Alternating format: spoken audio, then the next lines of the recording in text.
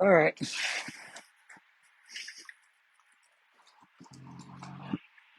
First line back up to the bullshit. Oh man, it's charge.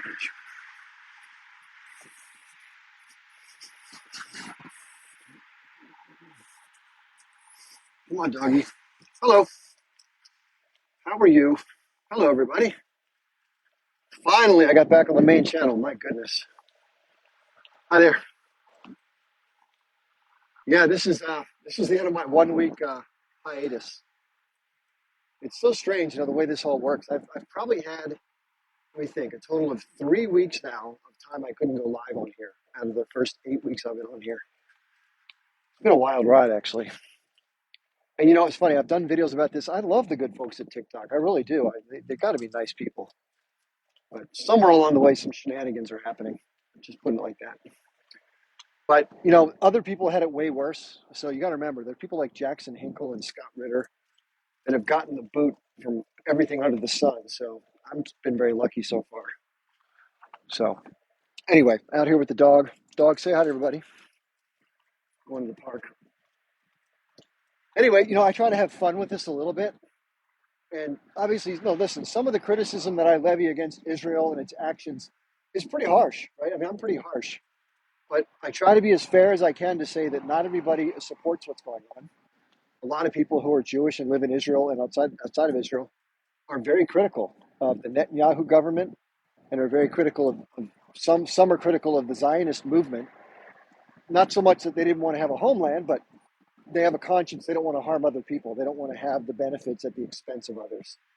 So those are the people I like to meet because they have common sense, they have an open mind, and they've broken from the propaganda. The propaganda in Israel is so bad. I mean, you go on these pro-Israel lives, if you ever go on one. I suggest you do, just out of curiosity. It is painful. And the other thing is, I find the people that are pro-Palestinian to be far nicer. Their demeanor is much. The people that are pro-Israel, especially the women, man, can they be mean-spirited. And in many of them, oh, nice to be here. Thanks for coming for the first time. By the way, for those of you, I always forget that not everybody knows who the hell I am. So let me tell you who the hell I am. My name is Chip Barnes, and I'm from the Mid-Atlantic region on the East Coast of the United States, same time frame as New York City. And I'm a former Army officer. I served in the first Persian Gulf War back in 1990, which officially makes me old. And I learned about the Palestinian Israel issue totally by chance when I was a senior in college, which is back in 1989, if you can believe that. And George Bush Sr. was the president, and he had just taken over after Ronald Reagan. And one of my classmates gave her senior thesis, whatever you call it. We all had to write like a 50-page paper, and then we had to do like an hour-long presentation. And she did hers on the first Intifada. And for those who don't know what that is, that was a big uprising among Palestinians in 1987. And again, it's like the pressure cooker. You live under occupation. You're subjected to all sorts of mistreatment, and just being under somebody else's rules and regulations sucks. But on top of that, they're doing horrible things like unaliving people and bulldozing houses, and you know, tearing down crops or pouring gasoline on stuff and putting cement into water wells. Just all sorts of just unnecessary rotten stuff. And eventually, you just can't take it anymore. You just like whatever. I think there have been, there's different uprisings. There was the Warsaw Ghetto uprising under the mustache crowd. You've had slave rebellions. It's natural for people who are being subjugated to, just can't take it anymore, right? So I learned about it. It totally changed my idea about what was. I didn't know what a Gaza Strip was. I didn't know anything about a West Bank. I was just a young American, having fun, chasing girls, playing sports, all that stuff that young guys do. And it was very eye opening because I had heard that Israel was our friend. They were a good nation. They were the only democracy, and there was all these bad people that were trying to attack Jewish people, and that all they wanted to do was push them into the sea or whatever they call it. And I learned so much different. I was like, what the hell? This is a totally different story than I've been told. I've been lied to, basically. So anyway, that's disappointing, right?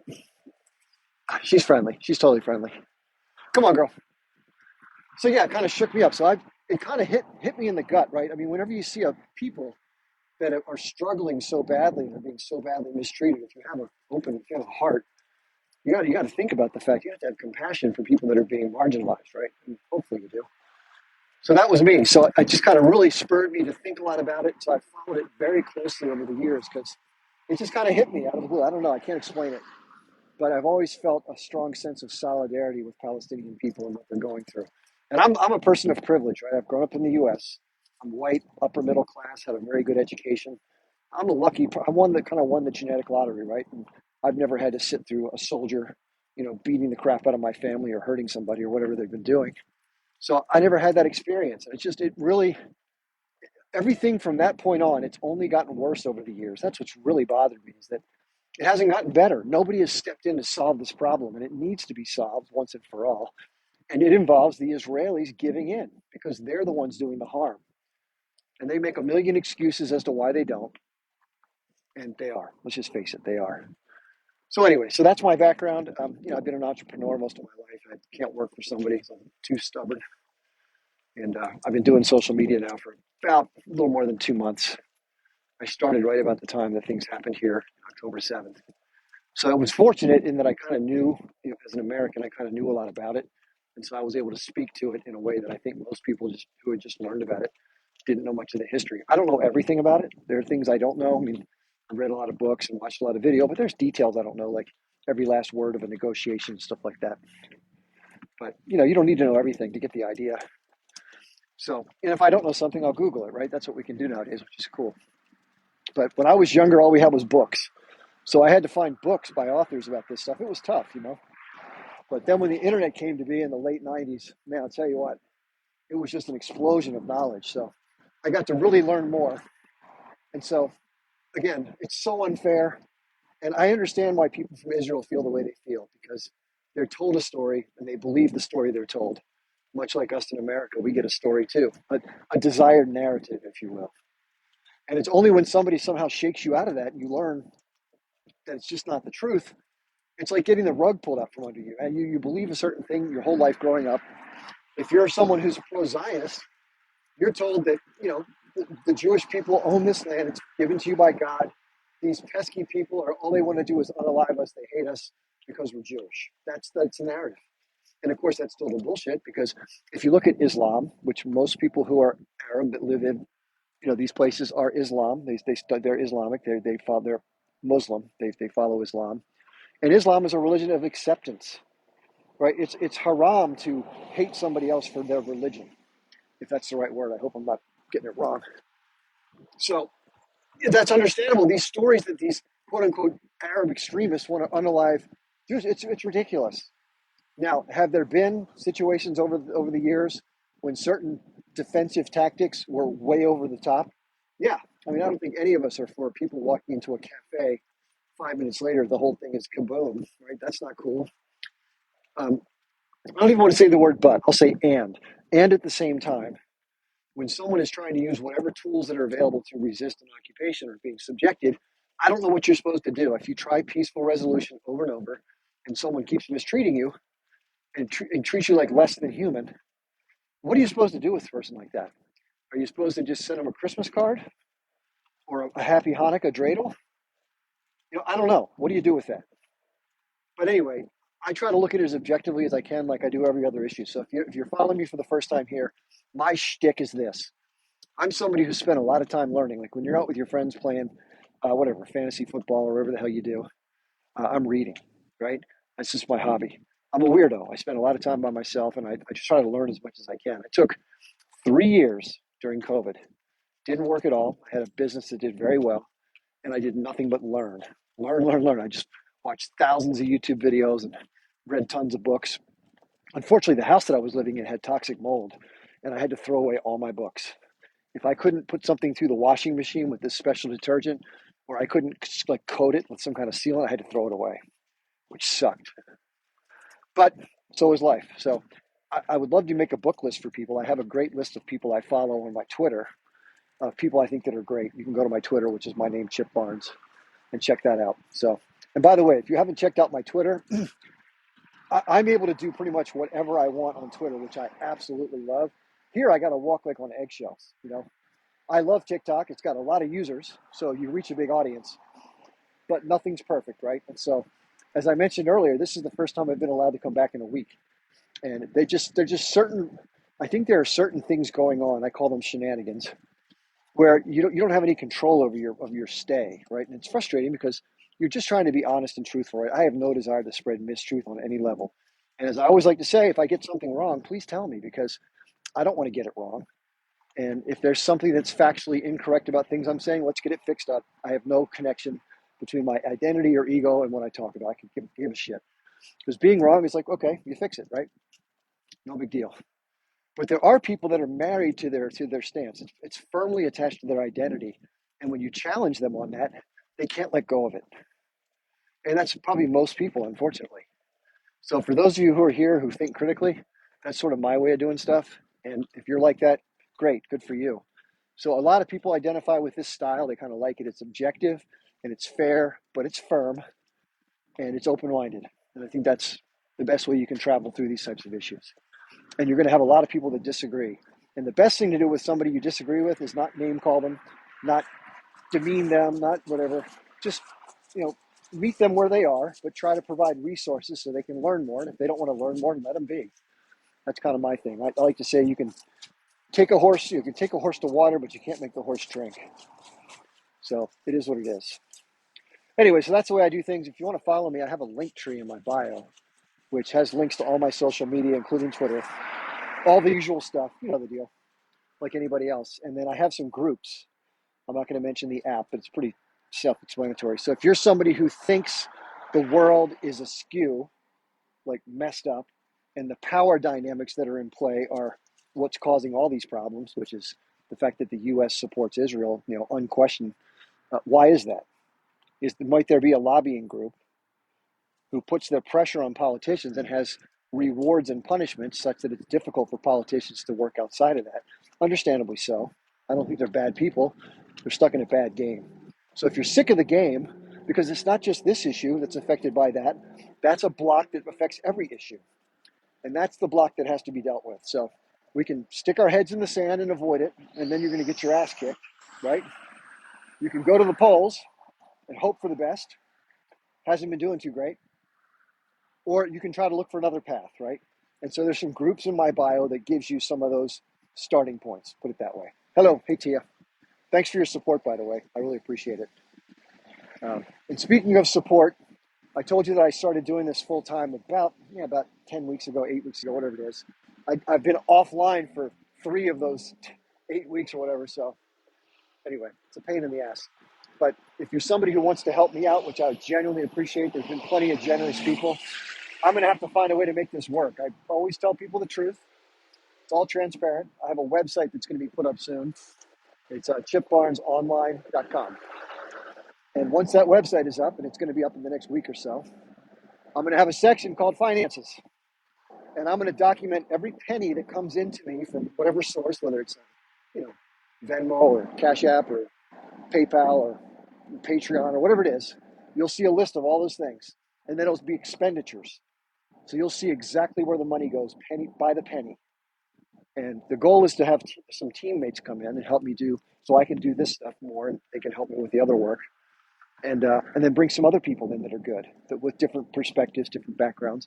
And that way we can provide a broad audience a great portrayal of objective, truthful information in a way that you can relate to, that the people who give a shit about the working class, who give a shit about the regular people, who want the world to be a better place.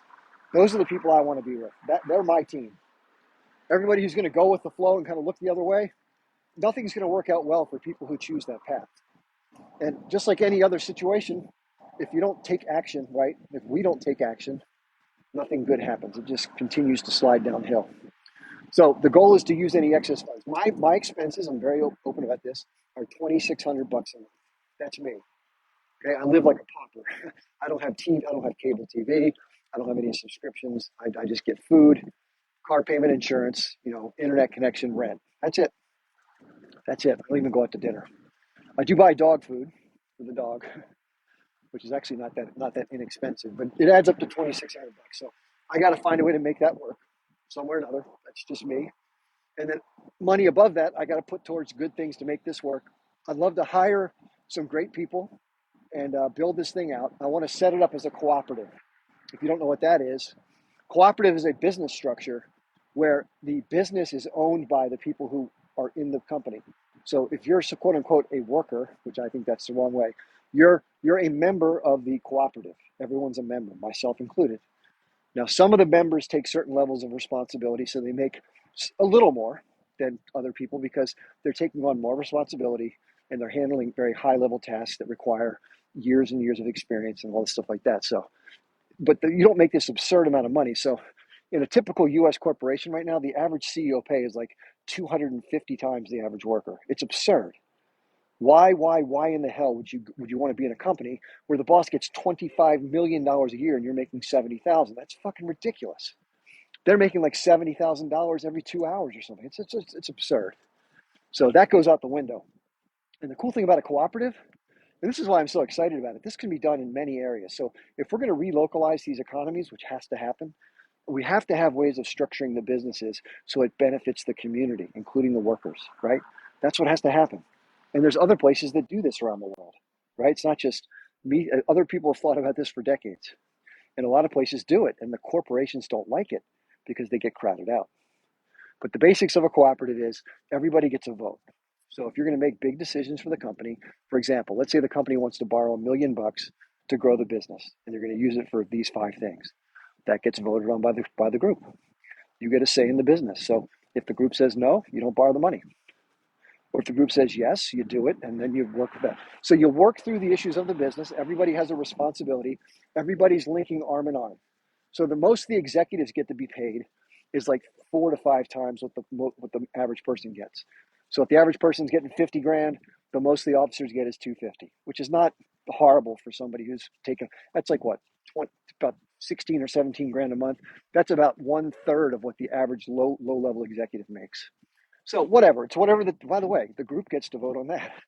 So, but you're not going to draw good people in who are the top-notch people if you're only paying something that's way below market. So, anyway, those points will all be raised. But the idea is that everybody profits from the business. So if the business does well one year, everybody does great. If the business suffers because you had a bad year, well, that's not. There's no extra money. Can't pay out bonuses or whatever.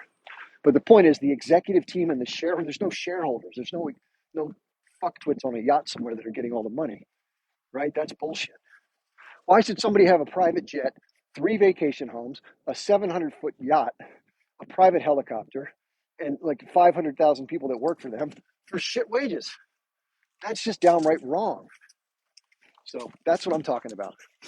So wouldn't you want to work for a company like that who basically gives you a fair shake and you come to work every day feeling good about it because you're a part of the decision making and you're a part of the proceeds and you're treated like an owner? That sounds great to me, right? So I would want to be a part of that. The good thing is you attract the best people that way because you get the best deal. So everyone wants to work for a fair shake, right? You don't want to be marginalized. So that's the idea. So that's exciting. And I've been studying up on it, seeing what other people are doing. There's plenty of them around, but they don't get much press because of the fact that the system is geared towards exploiting the working class. So all these things are things we can do at the ground level, and we should be doing, right? So for those things that we can do, we must do. And the change is probably going to happen from the bottom up, right? We know that by voting in people like Barack Obama, right? 2008, change is coming to America. Great. Oh, we love Obama. What the hell did Obama do? He ended up being the drone king. He unalived more innocent civilians than any president in history just by dropping stuff. And he bailed out the banks. He bailed out the banks. The banks had made a bunch of collateralized debt obligations and swaps that were all going south because the mortgage market was shit. They had packaged non-performing subprime mortgages with good ones and called it AAA rated securities. Let me let the dog off the leash. Hold on, come here, dog, come here, Ruby. Hey, Ruby, just a second. Let me let the dog off the leash. Okay, ready, dog? Go. There you go. Look at that. There's a happy dog. Fun little dog park. So you get the idea. So the idea is to get egalitarian models set up so that shareholders aren't being the ones that are clawing all the money out of the deal. And I think we can do that for healthcare. We can do that for pharmaceuticals. We can do it for every industry and get this blood-sucking set of vampires off the table, right? These people are basically just disgusting. I call them the sociopathic serial accumulator class. Somebody says the connection's not working well. I'm HQ. Sorry about that. I'm down at the park, and this is the best I get down here. And I had to do this. I wanted to do a live at this time, but I have to take the dog out because the dog's got to run around a bit, or the dog goes crazy. So anyway, do me a favor if you don't mind. I rarely ask people to do this, but this is my first time back, and a lot of people probably don't know about it. Can you please tap on my face or my head? It'll make hearts go up to the top, and more people will get signal to come on board. Appreciate that. Anyway, so let me see if anybody in the box here. I talk a lot sometimes. I don't check the comments as much. Thank you. Yeah, I'm holding my phone up as high as I can get it.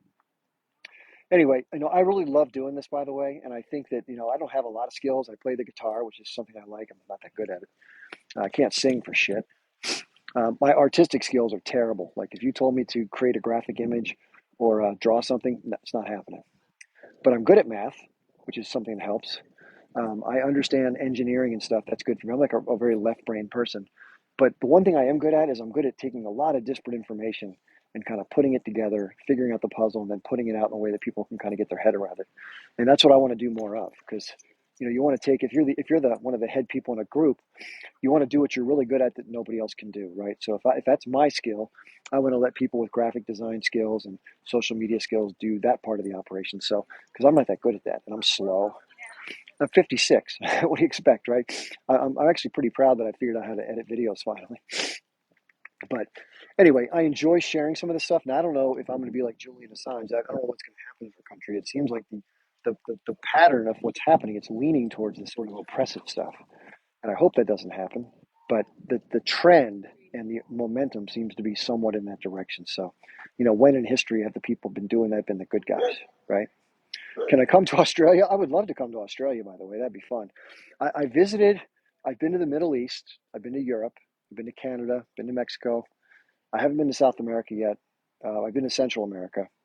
So I still have Australia to go to, the east of Asia. I've not been to Asia. I want to go to China. I want to go to Vietnam, all those countries. But like I told you before, I keep it really lean.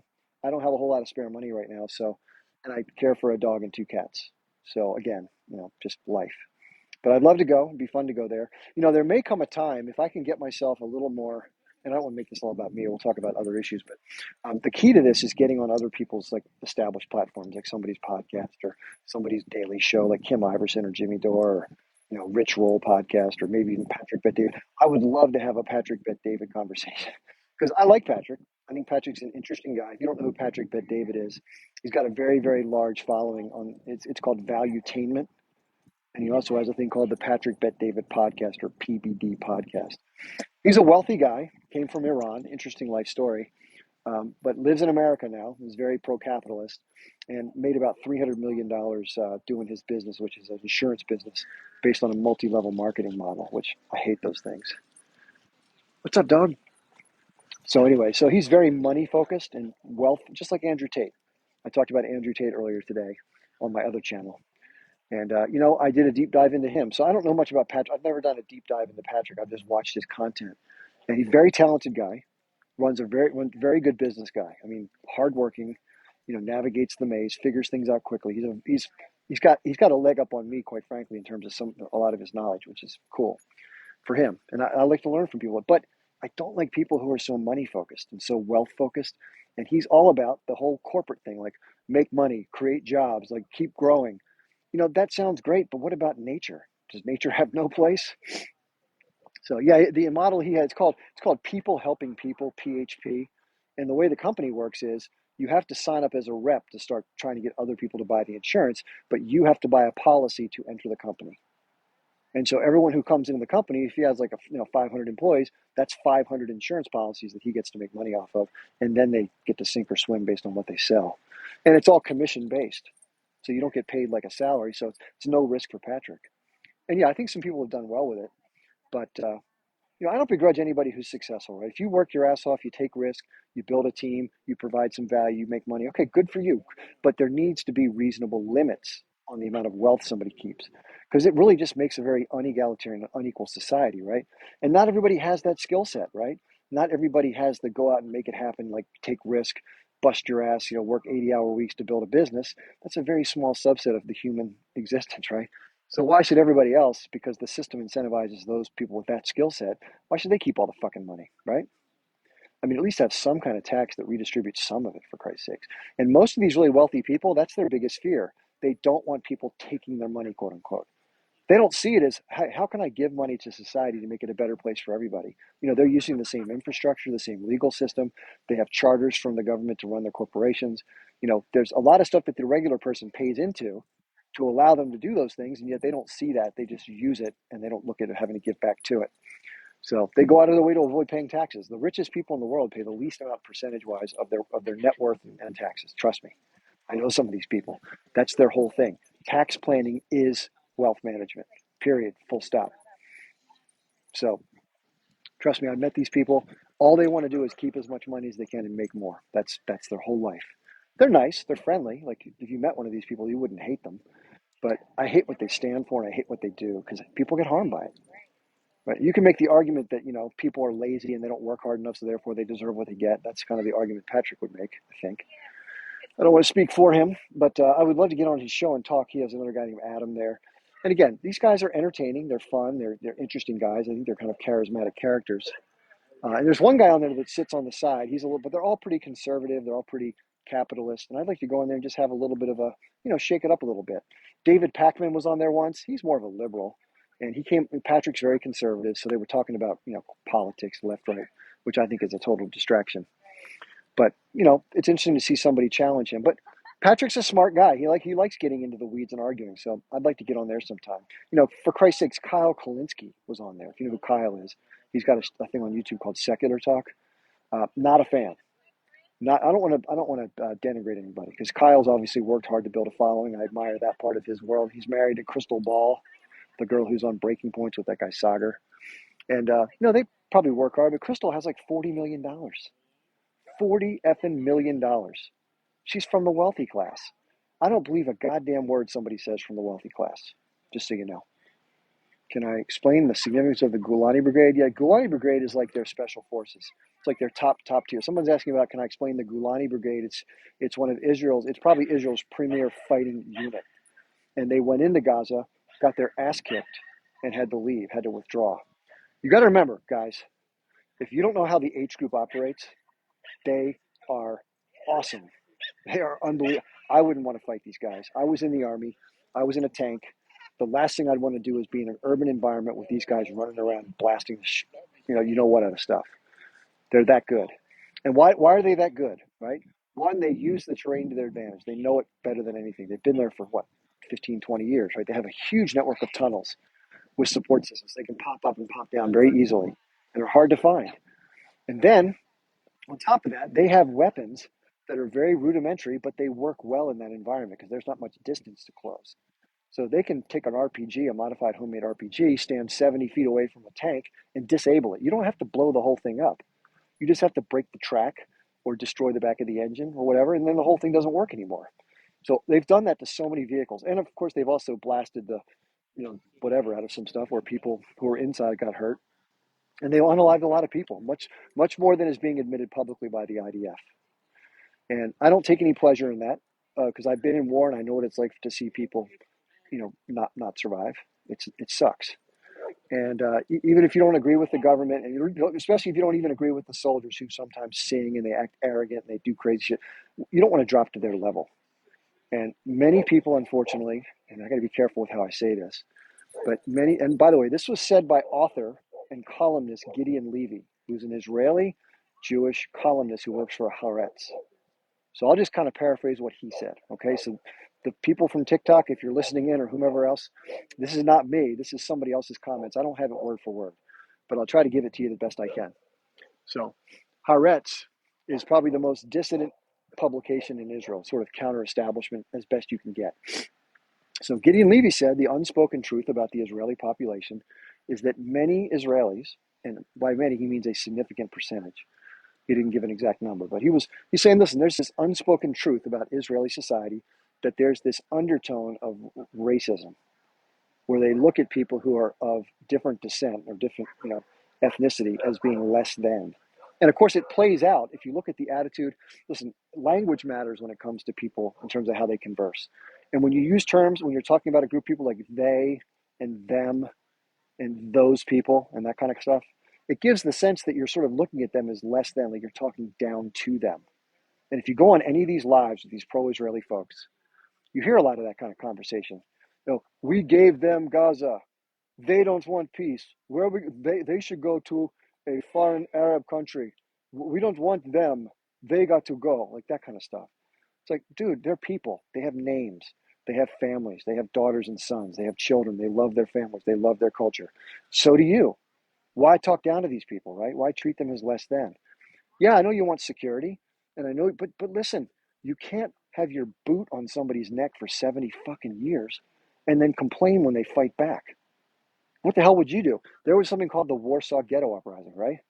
Are you going to say that they had no right to push back against the Mustache Man and their crew of what they were doing? It was way worse what they were doing, and I think they have every right to do that, right? Every right to rise up. So I understand how someone could be upset about what happened on the 7th. I think that's a very normal reaction, especially with some of the allegations of what went down. I don't know to what extent all of it's true because some of it, as it was initially reported, turned out not to be true. So, based on the history of the IDF and other spokespeople for Israel, uh, they have a tendency to either overstate things, exaggerate what I call atrocity propaganda, or other people call it, and you just don't know. It's like the boy who cried wolf. When the boy who cried wolf, if you don't know the story, they had wolves that would come into town and eat the flocks of sheep, and so they had a guard stand at the edge of town. And if a wolf was coming, they would yell wolf so people could come out and protect the sheep. And so this little boy thought it would be fun to kind of prank everybody, and he would yell wolf, but there was no wolf. And so people came running out, like, and so then they went back inside, like, oh, what an asshole. And he did it like 4 or 5 times, and eventually the people, when they heard him yell wolf, didn't come out. Right? They didn't come out. So what does that tell you? When people bullshit you enough times, eventually you just ignore what they say because when it's true, you have no way to discern that from all the other lies, right? So that's part of the problem with the Israeli apparatus is that they do that so incessantly. It's like a way of life. I hate to say, I wish it weren't, but they have a whole point. Listen, they have a thing called Hasbara, which its whole point is to manage narratives and control language and obfuscate and distort and basically lie like constantly, right? So when they do finally say something that might be true about some of the atrocities, you always have to scratch your head and go, "Well, really?" Because the way that the mission was stated, as far as I understand it, because I listened to an after-action speech by the leadership. It was a video that circulated very quietly around back doors because it didn't get any press from the Western press. And basically, they talked about what the objectives were for that day. It was called the Al-Aqsa Flood. Al-Aqsa Flood. Now, why did they call it that? If you know what was happening recently in East Jerusalem, where there's the Al Aqsa Mosque, the third holiest site in all of Islam, the Israelis were coming in with their boots on, stepping all over the floor, which is haram. You're supposed to show respect and take your shoes off. It's a tradition. So that's disrespectful. They were spraying people with tear gas. They were banging people around, batons, breaking stuff, just basically harassing the crap out of people for no reason other than they can, because they have the guns and they have the soldiers. So when they did that, that was like the last straw, and so they called the mission Al Aqsa Flood in response to what the Israelis were doing. It was just unacceptable. So that's their view on that. And they said that on the day of the events, that their primary mission was to gather, detain some people, bring them back into Gaza, and use them as leverage to get some of their detainees out of Israeli, detention. And there are many people who are arrested for no reason other than maybe throwing a stone at an armored vehicle. Now, what harm can come to an armored vehicle from a stone thrown by a 12-year-old kid? None, right? But they'll call that 12-year-old kid a T word because he dared to do something defiant against the oppressive activity of this regime. Now, that seems like bullshit to me. These young kids, if they get accused of a crime, if they're lucky enough to be accused of something, they go before a military judge. The military judge the system has a 99.7% conviction rate, so you have no chance, right? And then you get convicted. Let's say you might get 4 months in prison for throwing a rock, and they might just extend it. You don't have any due process, no lawyer, no family members. You're just on your own. You're strung out, and the only place in the world where military courts try children is in Israel. In Israel. So why is that okay? Why does that persist? Because Israel has this sick system that is protected by all the lies and obfuscations of the propaganda system. Very few Israelis know about any of this stuff. And the Western world allows it to continue by virtue of the United States supporting the status quo, which is the AIPAC involvement, stuff like that, which we've done videos about that. If you don't know who AIPAC is, it's a political action group that tries to lobby the American government, and it's the American Israel Public Affairs Committee, formerly known as the American Zionist Committee for Public Affairs. Interesting how they changed their name. And when they changed their name, they also became a domestic registered entity, so they don't have to register as a foreign agent. Therefore, they don't have to disclose their sources of funding, and they don't pay taxes. They're tax exempt. Now, how crazy of a deal is that? We have a foreign government registered locally as a domestic lobbying entity, pays no taxes, and can get dark money from anywhere with no sunlight. How effed up is that? And then they've created a system that's so strong and so influential. Hey, doggy. How you doing, cutie? Look at you. Look at you. Sorry about that. Cute dog. They basically have these guys by the short hairs and gals. They basically have it so that the average politician is very much afraid to push back, even if they personally believe otherwise. And they're not the only group that lobbies the US government. Part of our problem in our country is that the lobbying system has completely distorted the purpose of the representative government. But yeah, somebody said Israel's not a democracy. The United States is not a democracy. Let's face it. I mean, these whole things are shams. But the bottom line is, I did a video recently on what it's like for somebody who just got released from an Israeli prison. And this person came back. I also did a Twitter tweet, what are you going to call it, a post, on a person who was taken away for 3 months. And there's a before picture a couple days before he was taken, and an after picture when he was released, because he was one of the ones released as a part of these swaps. Holy, you know what? This guy was so emaciated. I have a picture. I should bring it up. Let me see if I can bring it up here. I'll pull it up just a second. Now, sometimes when the pictures come up, they're harder to see. So let me see if I can get it done. Again, I'm not Mr. Tech, so give me a second here. Close out of there. Come on. Effects. And then I got to go with, here we go, picture. And let me see if I can get this guy. Here we go. Watch, look at this. Look at that. Now tell me that isn't effed up. Look at that picture. Look how bad he looks. He's lost like 30 or 40 pounds, and he was already a very, sort of slender guy. But look how aged. That's 3 months in detention. Now you don't have to have any conversation around that, right? You can see for your own two eyes. I've had people tell me I'm out of my mind that this never happens in Israeli prisons. I'm like, listen, I got the receipts, guy. I got the goods. This guy looks like somebody back in World War II, right? We saw those pictures of those terrible images of these camps and stuff, and I don't want to make a false equivalence because it's not happening in the same scale. But still, the look and feel is very similar, just like the occupation is. A lot of the mistreatment and the disdain and the cruelty and barbarism is all very similar. And this is a great example of that. And this is just one example of many, many, many, many, many, right? So what do you think about that? Does that make you feel good if you're from Israel? Are you okay with that? Because I don't care who's doing that. I don't want that to be done to anybody. So the crazy part is if you look at the hostages that were taken by the H group and you see them as they're being released, not only don't they look like this, they look like the person right here. They don't look like they've changed much. And they have a smile on their face. Imagine that. A smile on their face. And they look at the people who they've been with and say, thank you, goodbye. It's pleasantries, which you wouldn't expect in a captive situation, right? Now, let's flip the script. Look at this. How much pleasantry do you think this guy right here was having with the Israeli guards who had him captive? Probably not much, right? Because I don't know about you, but I don't want to go from this to this in 3 months. Now, the Israeli army, the Israeli IDF spokespeople, and the Israeli establishment will never admit to this. They'll use some sort of explanation like, oh, this guy had, he had cancer or something like that. Or they'll make some bullshit excuse.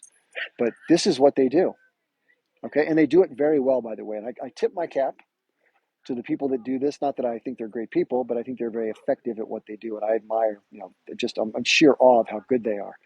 But they lie like you and I breathe. And I wish that weren't the case, but that's been my observation over many decades. And there's no difference here. They make the claim about the human shields, right? And all we hear is, and all the Israelis say is, hey, it's too bad, but anybody who dies who's civilian, it's their fault because the H group did what they did, and therefore we're going after them. And anytime we drop something, there's always these H group members that are forcing these people to stay in the building. That's what we hear. Now, I'm here to tell you that if you believe that, I have some beachfront property that I would like to sell you in the Sahara Desert. I'd like to do business with you if you don't mind. All right, let me take that off of there, get back to here. Anyway, I don't want to overemphasize it, but it's just, again, those are what's called receipts, right? How can you not look at that? And, I did a video when this first thing started, said, do you believe the media or do you believe your own two eyes?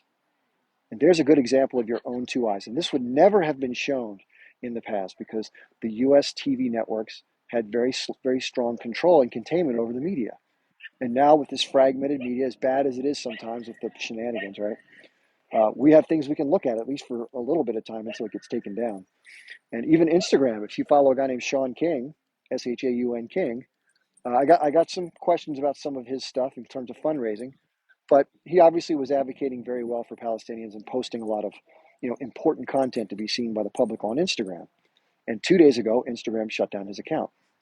Instagram also is suppressing, supposedly, I heard this through the grapevine, Motaz Aziz, who's the most famous journalist who fortunately has not been unalived yet. And he's sort of like a superstar journalist in Gaza, very well known, has like 1.2 million followers. And I've heard they're downcycling his content. So it's all the same stuff. Listen, it's just bad behavior. And we're up against that as advocates for Palestinians. Now, there's someone named Angie Marie, who I've done videos about, who I really respect. And she's a social media manager. And so she knows the ins and outs of how these various tricks and games are played relative to algorithms and mass reportings and whatever else is going on, the shenanigans. And so she's making videos on how to circumvent these things potentially. There's a website, I didn't know this, it's like called Iron Gate or something like that, where if you go to this website as somebody who's opposed to Palestinian content creators, you can look for videos like ones that I make or others, and you can flag them and mass report them through this website. I'm not kidding you. This is craziness. So again, I wish this stuff wasn't happening. All right, I'm not trying to disparage anybody. I'm just a guy trying to navigate stuff and share what I can find with you, with the audience. But these things, I don't think they're good. These are bad things for everybody. It's sort of this craziness. So, anyways, nobody's in the queue. Somebody come up and talk. I'd love to have somebody up. It's getting a little dark here, so the amount of time you're going to see me and what I'm talking about is kind of dark stuff, right? I mean, I don't know about you, but when in history have been the people doing this been the good guys, right? Never. So, by the way, the reason why today's schedule is a little different, if you don't know, if you're new here, I normally go live every Monday, Wednesday, Friday from 8 p.m. to 10 p.m. Eastern Time. And then I go live usually every Tuesday, Thursday, Saturday from 2 p.m. 12 p.m. to 2 p.m. But because of the violation, quote unquote, the misinfo violation I was tagged with last week, my ability to go live here was suspended for one full week, which term with that net suspension ended at 3:48 p.m. today. So that's why I went live a little after 4 o'clock today. I went live earlier today on my other account, which is TruthSeeker670. So in my link tree, in my bio, I hope you'll go there like right now. You can still hear me talk. Go to my page where all my videos are, and there's a thing that says Linktree Chip Barnes. So if you click on that, it takes you to a little page with a list of all my stuff, the very first one of which says backup account. And that's that Truth Seeker thing. I've had a lot of people follow me and they like my lives, and then I disappear because of the stuff I just talked about. And like, where'd you go, man? Where'd you go? I always go to the backup account if one of these things happens, just because it makes sense, right? So if you want to follow me and you want to see me when I quote unquote disappear involuntarily, my strong suggestion humbly is you go to my link tree, follow my backup account and my other stuff too. Because more and more, those of us who only do, if you do all your work in one place, we've all heard that term, don't put all your eggs in one basket, right? And figuratively, I have over 100,000 followers now here, which I'm very grateful for, but it can go away in 10 seconds. In fact, I've had this conversation talking about this and it goes away. So enough said about that. I love TikTok. For those TikTok people who are here, I'd love to build a huge following here and have a lot of things come here to build whatever TikTok needs and wants. I'm down for that. But also, it's a slippery slope, and I just get stuck on that slope sometimes. It sucks. Anyway, so somebody's in the guest queue. I've talked a lot today. I usually talk a lot. We have Nina T. Come on up, Nina. Whatever. Hi, Chip. Hello. Nice to finally talk to you. I've been following you for about a month now. Okay. Thank you. When I want to get away from the crazy lives, I come to your live because what you say makes sense and it's not, Thank you very it's not much. that insane screaming. I was listening Yeah. to you earlier when you were talking about Andrew Tate. Um, And I had heard something in the past about that, but I just all I wanted to say is just say thank you for when you mentioned that he converted to Islam and that how you mentioned that Islam does not approve of treating women like that because I don't hear a lot of people make a point of saying that. Um, Yeah. I'm really trying to stay to be neutral and tell the truth. So I appreciated that. Yeah. Thank I you. mean, yeah. I've done some minimal listening and learning about what the tenets of Islam are, but of the Quran. And my understanding, again, I'm brand new, so correct me if I'm wrong, but the key tenets are respect, acceptance of others, kindness, welcoming of others as far as when they're a guest, respect for women, less indulgence in one's personal urges. And that's why the clothing is a little bit different because men, let's face it, were triggered by certain immigrant or visual creatures. I think the customs, having known that, create structures that don't exacerbate that problem. So that's my take on what's structured in why. Is there anything wrong? Yeah, you're spot on. Yes, it's basically trying to get away from being sucked into like the desires of this life, and that's why like you shouldn't drink alcohol, and you should like even when eat healthy, like you were talking about eating healthy. That's why we don't eat pork. Yeah. So like balance your dietary system, or so everything in balance. Um, in every way of your life, and that's why Islam is more like Can a I way just of life. Nina, can I just jump in and Yeah. make some comment? And this is fair play. But they don't let women drive. Can you respond to how you feel about some of the restrictions that may be placed on women in certain cultures? I know it varies greatly from country to country. How do you feel about that? Okay, I'm sorry, Chip, you broke up a little bit, so I didn't hear the full question. Okay. S- Yeah. would you repeat? So the question is, somebody in the comments said, sure, somebody in the comments said, but they don't let women drive. And I said, I know that certain practices are different than others. Some places are more open, some places are more closed. How do you feel about some of the restrictions that are placed on women? And how do you think that can be? How do you feel about that? And how do you think others who are negative or critical of that? What's your statement back to them? Oh, that's a great question. Thank you. Actually, there's the religion and there are the cultural interpretations of the religion. So the not letting women drive, honestly, the last country I heard of that who didn't let women drive was Saudi Arabia, which is ridiculous. But they finally, but that has nothing to do with the Yeah. religion. There's nothing in the religion that says women cannot drive. And so that was purely cultural. And if you notice, that wasn't a main something that was practiced in other Muslim countries. So it was, so the concept of modesty as far as women goes, that is in the religion. And if you notice, um, in other religions, women used to cover their heads too and wear modest clothing. So this is not new with Islam. I don't know if you can hear me.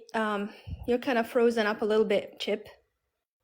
Yeah, I can hear you. I had myself muted because I would have to yell to my dog. I didn't want to yell in the ear Oh, of okay, everybody. okay, Yeah, so okay. I mean, Yeah. I would have mixed feelings about that. I mean, if just say if I were a woman, which I'm not, thankfully, Uh-huh. but that'd be kind of strange if I was converting. But if there's anything wrong with that. But I don't know how I would feel about that because on the one hand, I would want to be respectful to the customs of my upbringing and my family and my culture. But at the same time, I might feel like, well, what is it about me that doesn't make me worthy of being able to do certain things? Like I would feel, I know a lot of Western women find that very objectionable. So, As you far know, as as far where as do you think that the line is hijab. drawn between?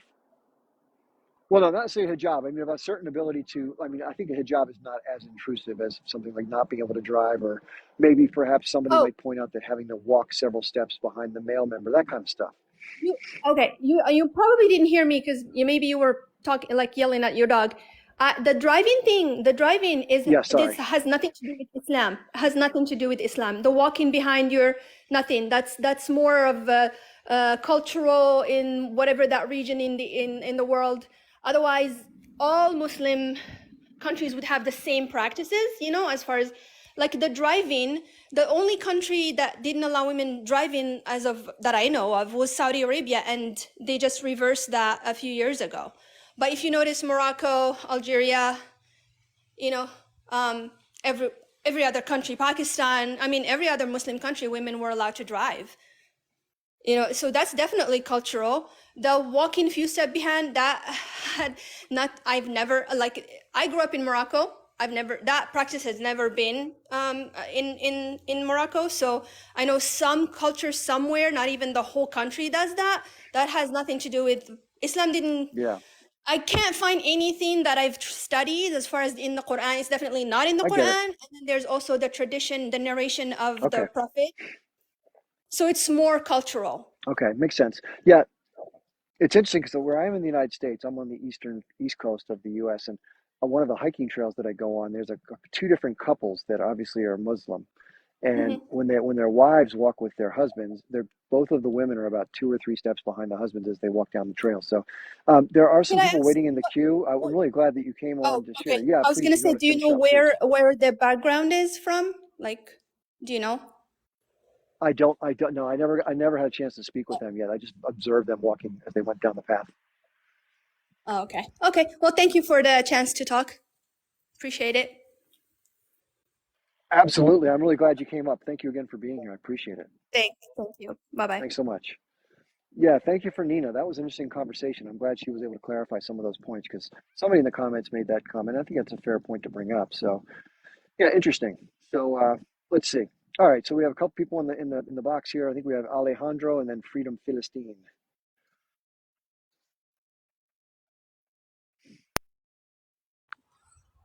Thanks, Sam. You got me, Chip? Chip. You're there. We can hear you. Yep. I was thinking about the assassination on this general, Iranian general. There, a lot of people are asking, what is he doing in Syria, right? Well, he can't visit, he can't travel, you know. And the other one, I think that Israel wants to suck Iran into the war to get the United States to get in it, which, like Scott Ritter said, that would be the biggest mistake the United States does. Get sucked into Israel's war. That, by the way, is being funded by the United States, which, you know, you're already sucked in, but military-wise, putting men on the field. Then Russia is gonna butt in, and you know that they're gonna butt in. And Lebanon is gonna have to jump in. I don't know about Jordan, but then China too. So what Israel is trying to do is suck the United States into another bloodbath. You know, that's what I think. They're the only way they're gonna wanna control the Middle East, Israel, by sucking Iran into the war, and then United States, and then China and Russia. And believe me, I don't think China is gonna stay down, and Russia is gonna stay down. Those are my I think you're right. you know. I think you're right And about there's definitely some people that Scott want to Ritter, try to Scott Ritter, he was talking the other day on TikTok about he's a military strategist, so he knows. He's like Hezbollah, and then now the Yemen, and these guys are so well prepared. They've been in the terrain. They know their warfare already. So it would be really, really bad idea if the United States sends soldiers on the I ground. agree. You know, Yeah, that'd be it would terrible. be Yeah, just devastating. And you know, the government, they're not going to send their granddaughters, their grandsons, their family members, like the sons of Netanyahu. Where are they? They're in Florida. How come they're not in the yeah, battle? You see, they're only sending the already people that are already sucked into their thought and believe that they're doing well, and they're fighting terrorists and this and that, and then now how many soldiers Israel soldiers been killed? Over 2,000. Now that's what Well, people remember, say. There's more. hold on, just so you know, for the sake of I didn't mean to put you on hold there. For the sake of these lives, there's an algorithm that picks up on some of the language and can kick us off or stuff like that. So when you say T word, you can say unalived, you can say H group, but if we use the actual language, we risk being kicked off. So please be cognizant. I think by now you definitely would know what I'm talking about. Okay, I'm gonna bring you back up here. You can unmute if you want to on your end. Fire to the pit. They just want to add more fire. I don't know what Biden is thinking right now, but he hasn't been on any news lately. Any briefs on the war? They've been quiet. I don't know if you noticed that the government has been really quiet this past few weeks because they're really thinking now. And I hope they listen to Scott Ritter, because Scott Ritter has everything mapped out and he's correct and right. Yeah, for those of you who don't know who Scott Ritter is a former UN weapons inspector, and he's really famous for what he did back in 2003. For those of you who don't know, there was a big lead up to the Iraq War, the second Iraq War, and the claim of the U.S. government is that the Iraqi, leader Saddam Hussein had access to weapons of mass destruction, or WMDs, and they were fearful that they would be able to use those WMDs or maybe even try to have a nuclear weapon. So that there was a need to preemptively take out that leadership structure to then change that dynamic. Very similar to what Israel did in 1967.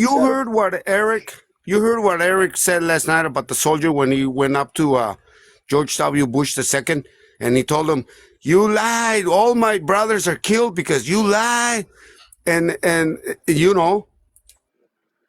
Well, I just let you know, I don't want to mute you, but when I'm making a point, I really appreciate if you let me finish, Alejandro. I know you have a lot you want to say. What I was trying to tell the audience is the reason why Scott is famous is because he was one of the few people who spoke out publicly saying that he thought the narrative of there being weapons of mass destruction was garbage, because he was there doing the inspections. He had actually been on the ground in Iraq, and he was able to speak to it truthfully, but he was put down horribly by the media. And Joe Biden is a really good clip. If you type in Scott Ritter, Joe Biden, when he was a senator in 2003, was basically dressing down Scott, who was testifying before Congress about what I just said. And Biden just read him the riot act and treated him like a complete jerk. So you'll see. I mean, Biden, by the way, Biden looks old and kind of like this friendly old guy. He is a bad, bad dude. And you'll see it in that clip. And you can look at all sorts of old clips by Joe Biden, and you'll see he's a pretty rotten egg. We'll come back. I'm not going to interrupt you. Just please finish up with you. We got one more guest waiting. Yeah, I'm good. I just wanted to mention that about getting Iran sucked into that, and then United States, and then China and Russia. It's gonna look bad, man. It's gonna look real bad for United States if they even think about putting soldiers on the ground. They already got them in Iraq and Saudi Arabia and everything, but stay away from Israel. Just don't land there. That's all I could got. Be bad. Thank you Okay. so much, Alejandro. You always have good points to bring up. Thank you, sir. Yeah, that could be kind of scary, right? Could you grab her, please? Just a hand. Thank you very much. Yeah, I got to get the dog. Sorry, guys. Stay. Thank you. I'm just going to try to hook the dog in 1 second. All right. Got to walk the dog back. We only have 8% on the battery, too, so we got to pray we make it home with this. Come on, dog. We got to go. Okay. Yeah, so let's bring up our last guest here. I know it's dark here. The reason it's dark here is where I'm on the East Coast. This is sort of the heart of winter, and it gets dark here right about 5 p.m., maybe 5:15. But yeah, it's dark. So I apologize for that. But let's get the next guest on here. I think it's Freedom Philistine. Yeah, let's bring up Freedom Philistine. What does Freedom Philistine have to share? Hey, Chip. I finally got my back yesterday. Yep. Yeah. How did you get yours back so quick, or did you just go to a different account? No, well, I was on my backup account, which is what I usually do if things go sideways. And I see. Okay. My backup account, for those of you who don't, my backup account is Truthseeker 670, and it's in my bio if you go to my link tree. But anyway, so I was given a 1 week pause, and that pause was, ended today around 4 o'clock. So that's why I'm back on here. Yeah, mine ended yesterday at 7 p.m. Okay, good for you. Uh, yeah, as far as Biden goes, he's just a big Zionist bucket of horse manure. I agree. You know, and as far as Alejandro's saying, don't send the troops in. There's troops on the ground already. You know, those ships Yep. had something like 2,000 Marines on it. Yeah. Not all of them are deployed though. Mostly just No, special but forces right there now. was I've heard of special forces units being in there helping the IOF. Um, so, but the IOF is getting such a beating that they're starting to pull out now. They're using a lot of the UMB BOMS now instead of Yeah. going in because they've had their rear ends handed to them. Yep, that's Uh, true. they've had their diapers taken off of their bottoms and put on top of their heads while they were sleeping. So it's Yeah, that's one way to put it. I think what you would say is that the adversary they're facing is very hardened, very determined. They have the advantage on the terrain, and they can shoot, move, and communicate better than the see Israelis, who are much one prepared to thing. fight this kind of battle. One thing the Israelis are never going to have is the soul of the land. We have the soul of the land with us. So that's why you had a bunch of Israelis from the beginning going back. We're fighting ghosts. We're fighting ghosts. I Yeah, truly believe that the spirits of those people that they have unalived are giving them nightmares like they can't believe. Because they've been doing nothing but unaliving a lot of people. I see you yeah, have I to, agree. yeah, you have to pause your I had live. to put my phone is down to 5%, so I try to put it on low power mode. I hope I can make it home before we time out here, but we'll see what happens. Yeah, no worries. So, well, If thank I you for was, coming up and saying that. Yeah, what else did you? Anything else you wanted to say before we close out? no, just get home safe and we'll see you when you come back on. Thank you very much. Thanks for coming on. I really All right, appreciate it. buddy. Okay, see you soon. Okay, yeah, I mean, obviously, here's the problem with the upcoming election. Let's assume things stay where they are. You have Joe Biden, who's probably going to be the Democratic nominee unless something changes. A lot of people have, they think that Gavin Newsom, if Joe Biden doesn't run, that the current governor of California, Gavin Newsom, will be the nominee. But who knows? Then on the Republican side, if everything keeps on its track, Donald Trump is going to be the nominee. And then you have this wild card third party guy named Bobby Kennedy, who probably has the most traction of the third party candidates. So, if you look at who they are, if you think something's going to change with these policies, obviously Joe Biden isn't a valid Zionist. Donald Trump says his relation with Israel is rock solid, as is Bobby Kennedy is probably 10 times more committed than both of them put together. So if you want this issue to change based on the upcoming presidential election, what are your options, right? And that's one of the frustrations. Well, yeah, Nikki Haley. Wow. She said, if you don't know who Nikki Haley is, her real name is Nimrata. She's Indian. She changed her first name to Nikki. But she's even more committed to the Zionist movement. What's going to happen is my phone is down to 3% juice. So it's probably going to time out in the next few minutes. So what I'll do is, as I'm walking home, I got about a 5-minute walk home. So if the live gets cut off, what I'll do is as soon as we get home, I'll fire it back up. So if anybody wants to continue talking, we can do that. So I apologize for that. I'm from the East Coast of the United States, sort of in the mid-Atlantic region. I'm sure you know where Washington, D.C. is. So, I'm in that general vicinity. So, yeah, and by the way, there was somebody in here from, I guess, a pro-Israel standpoint, which is fine, by the way. And they said something like the Palestinians have brought this on themselves. Think of it for a second, okay? Half the people that live in Gaza weren't even born when the H group was elected. So they had no say in that. And remember, the vote for the H group was not like 99-1. There were people that didn't want them to rule, like any other political body. So not everybody supports them. I think what people from the Palestinian side support is some kind of something to change the status quo.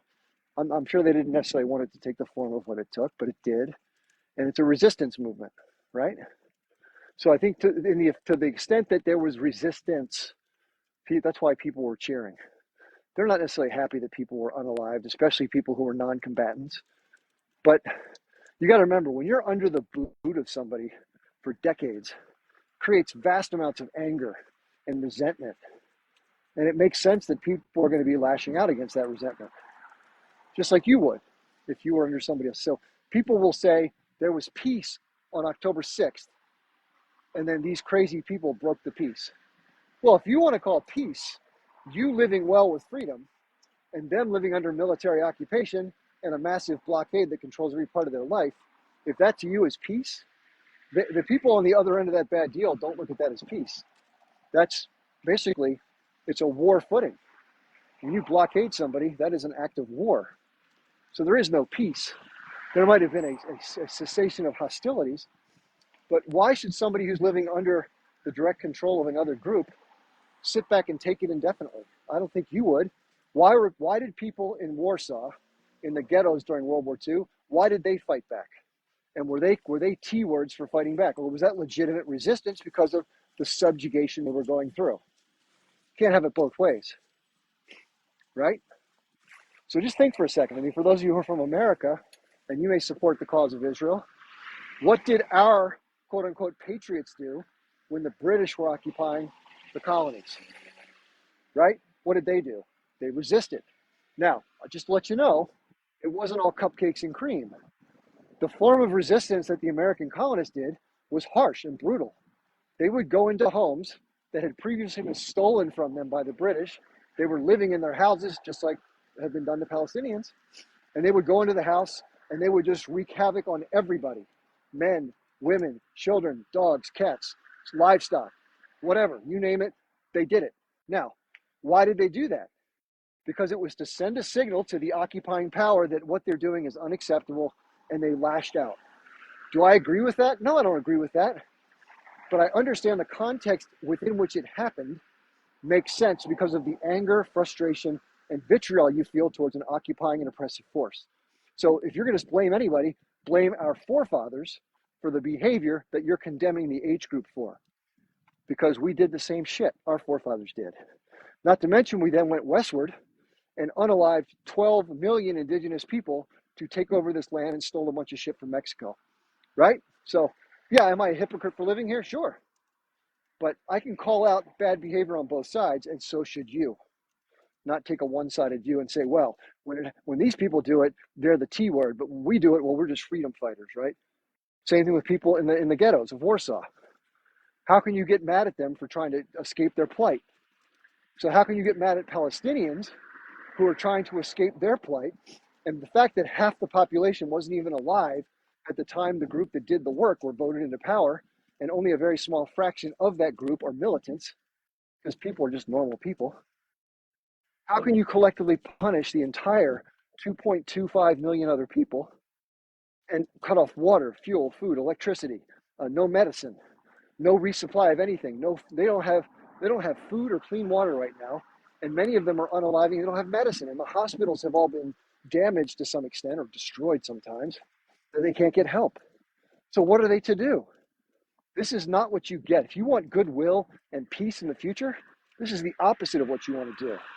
You don't want to massively BOMB multiple targets that are basically taking out 20, 30, 40 square blocks over the period of 6 hours. You can't call that targeted and precise activity.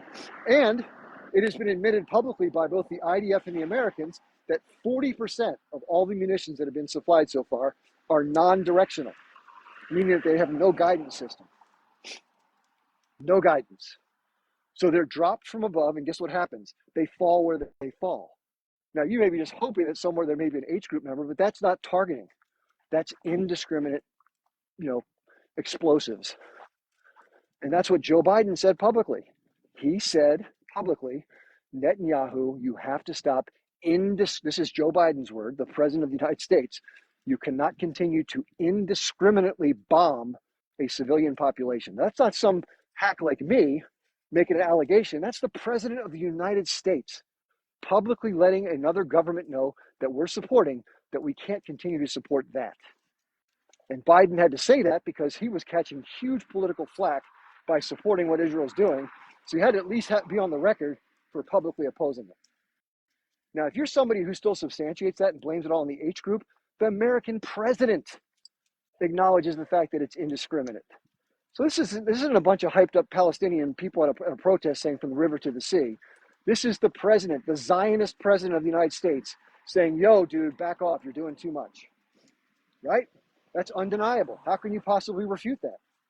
So what do you want to say in one of these lives we go into? You're going to make the points that, they're targeting the H group and it's all human shields. Bullshit. Bullshit.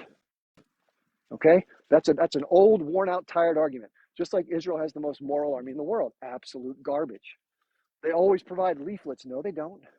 They always tell people they do a small knock on the top of the building. No, they don't. No, they don't. They do it sometimes to be able to point to that and go, look how great we are. They have completely mistreated people that have been stuck in the north, stripped them down to their underwear. These people are not militants. They're regular people, and they humiliate them. They've run over people, there's allegations that I've heard that have been pretty much certified that in one place where there were some refugees, they ran over somebody with a bulldozer or two somebodies, and then they plowed a bunch of people inside their tents into a ravine and filled it up while they were still catching breath. I don't have video or pictures of that, so I can't substantiate it that way, but that's how the reports came back. They went into certain areas in the north that had schools, and they went inside with their weapons, and they took care of, quote unquote, young children and some elderly people that were there watching the kids. 25 or 30 people or more at a time. They've put munitions in such a way. I have many pictures and many videos that show this, that unalive dozens of people at a time. On the regular, we have over 20,000 people that are civilians that are no longer on this earth alive. Martyrs by the thousands and thousands and thousands. 20, there's 100 people at a time, and then you have 20 of those groups of 100 people. Imagine being in a stadium and it's half full of people that are lying there with no motion. Weekend with burning, whatever the hell they call it. That's horrific. And that's what Israel's doing. So if you can defend that, and I don't care who's doing it, by the way, I understand there's a lot of anger because of what happened on the 7th. I'd be angry too. But it's not the right thing to do to go out and mass red rum people with indiscriminate dropping of munitions. Okay? So there's no way to justify that. And I did a video, I'm actually standing in the exact spot that I made a video about 4 weeks ago. And I said, I'm trying to come up with a slogan for Israel to go on a t-shirt. And I said, I think I got it. You guys in public relations tell me if it's right, or you gals. It's Israel defending the indefensible since 1948. And I think that's their whole modus operandi, is they try to create language to obfuscate, lie, and hide horrible behavior. And I'm not saying it hasn't been a two-way street sometimes, but you can't compare the two. Because cumulatively, so many more Palestinians are no longer with us because of what the Israelis have done over the years. And very few Israelis have met the same fate comparatively. And yes, every single time somebody is no longer with us, it's a tragedy. It's horrible. Whether it's an Israeli person or whether it's a Palestinian or anybody else for that matter. And you can also look at the comparison at the same time and say, there's no comparison. It's so disproportionate, right?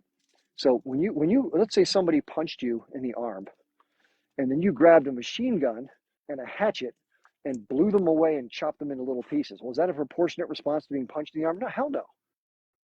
But that's what's been going on for decades. That kind of response. And that's not acceptable. And I think the world, this is the thing, these people making these claims on these lives, they're trying their hardest to try to put out disinformation. But guess what? People aren't buying it. They're seeing the truth with their own two eyes. They're pissed, especially younger people who are more apt to be on these apps. They're not having it. They're done. They're like, no more, no mas. And they're very, very angry, and they're very, very active. And they are vowing to send Biden packing. Not that it matters, because we talked about Trump and Bobby Kennedy, but still, Joe Biden is done. He's finished. There's no way he's going to come back from this. You can, if you're a Democrat, if you vote blue, no matter who, you're an idiot. You're supporting a president that even though he made a public statement to stop this craziness, he supported it right up to the point where he said that. So you can't justify that. That pressure needed to be put on the first week into this thing. As soon as there was like 3,500 people that were no longer with us. That's when it needed to be put on.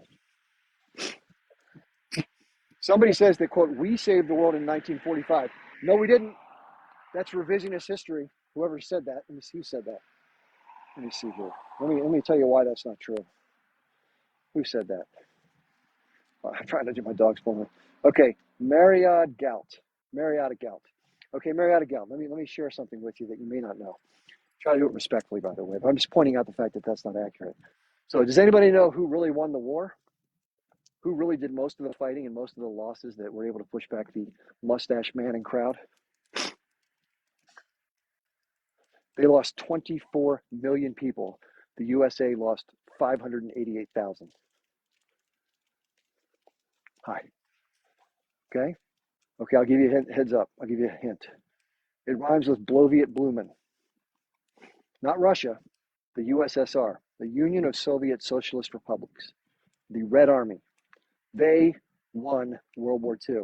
The US played a role, but the overwhelming majority of the damage done to the mustache man's machine, the US took care of some of Imperial Japan, but the vast amount of unaliving and fighting took place in places like Stalingrad, Leningrad, and then back up into Berlin. Do some reading, okay? Do some reading. And I'm not trying to say that facetiously. I mean, that's how you learn this stuff. You read about it or you watch videos from people who are honest. So my suggestion is please do that. Give yourself the gift of knowledge. So the U.S. played a role, but our role has been vastly overstated by people over the decades. Not that I'm not for what America did, what it had to do, and a lot of people sacrificed their lives, right? But the old America is the best country in the world, American exceptionalism, is also a narrative. It's to make people feel like they're the best. Everyone else is sort of secondary. America's not the best. Okay, we haven't been the best for a long time. And saying it is so doesn't make it so. We're like 37th in like 5 different categories. We're like 49th in like a bunch of others. We have a very low quality of life for a lot of people, like it or not. And listen, I would like to say differently. The stats prove otherwise. Many other places have much happier people, much safer and healthier and cleaner food, et cetera, et cetera. So, our longevity here is the lowest. It's finally turning down. It's gone down by 4 to 6 years just in the last 5 years. That's not the best in the world, right? We're going the wrong way. So the problem is you have a country that's in late stage empire. You add into that the crony capitalism and all the foreign adventurism of militarism and all the money that's going out of the country, or at least going are earmarked for out of the country to foreign military adventures that goes back into the shareholders of the weapon manufacturers. It's an unfair playing field. The average citizen is completely shut out of the political process. George Carlin, the legendary comedian, his words, not mine. He goes, "You have no choice. These people own you." Elections are the illusion of choice, where you think you have involvement. You don't. They own you. It's a big club, and you and I aren't in it. That's what he said, his words. I'll even play the video for you. He was spot on. For those of you who think elections will make the difference, I invite you to consider the following. On certain issues, mostly national security, foreign policy, and economics, what has substantially changed for the better for working class people in the last 75, 80 years? What's gotten better? You tell me that, and I'll listen to you. But if you can't answer that question, or you can't disagree with the premise, let me share with you why I think that voting is not going to be the path to reform. The system that is in place right now highly benefits people with money, the donor class, the lobbyists, the PACs, all the money, the dark money and the secret money. Corporations are considered people. What the hell's up with that? Money is considered free speech. What the hell's that? I'm starting to see a pattern here. So, as George Carlin said, the system is rigged. The game is over. Nobody seems to care. Nobody seems to say anything. Just go about their lives, et cetera, et cetera. And what do you think is going to happen in the next 10 years if nothing changes? Think it's going to get better? or is the inertia of what's happening going to get worse? Probably way worse, right? And what do you think happens when people start getting pissed?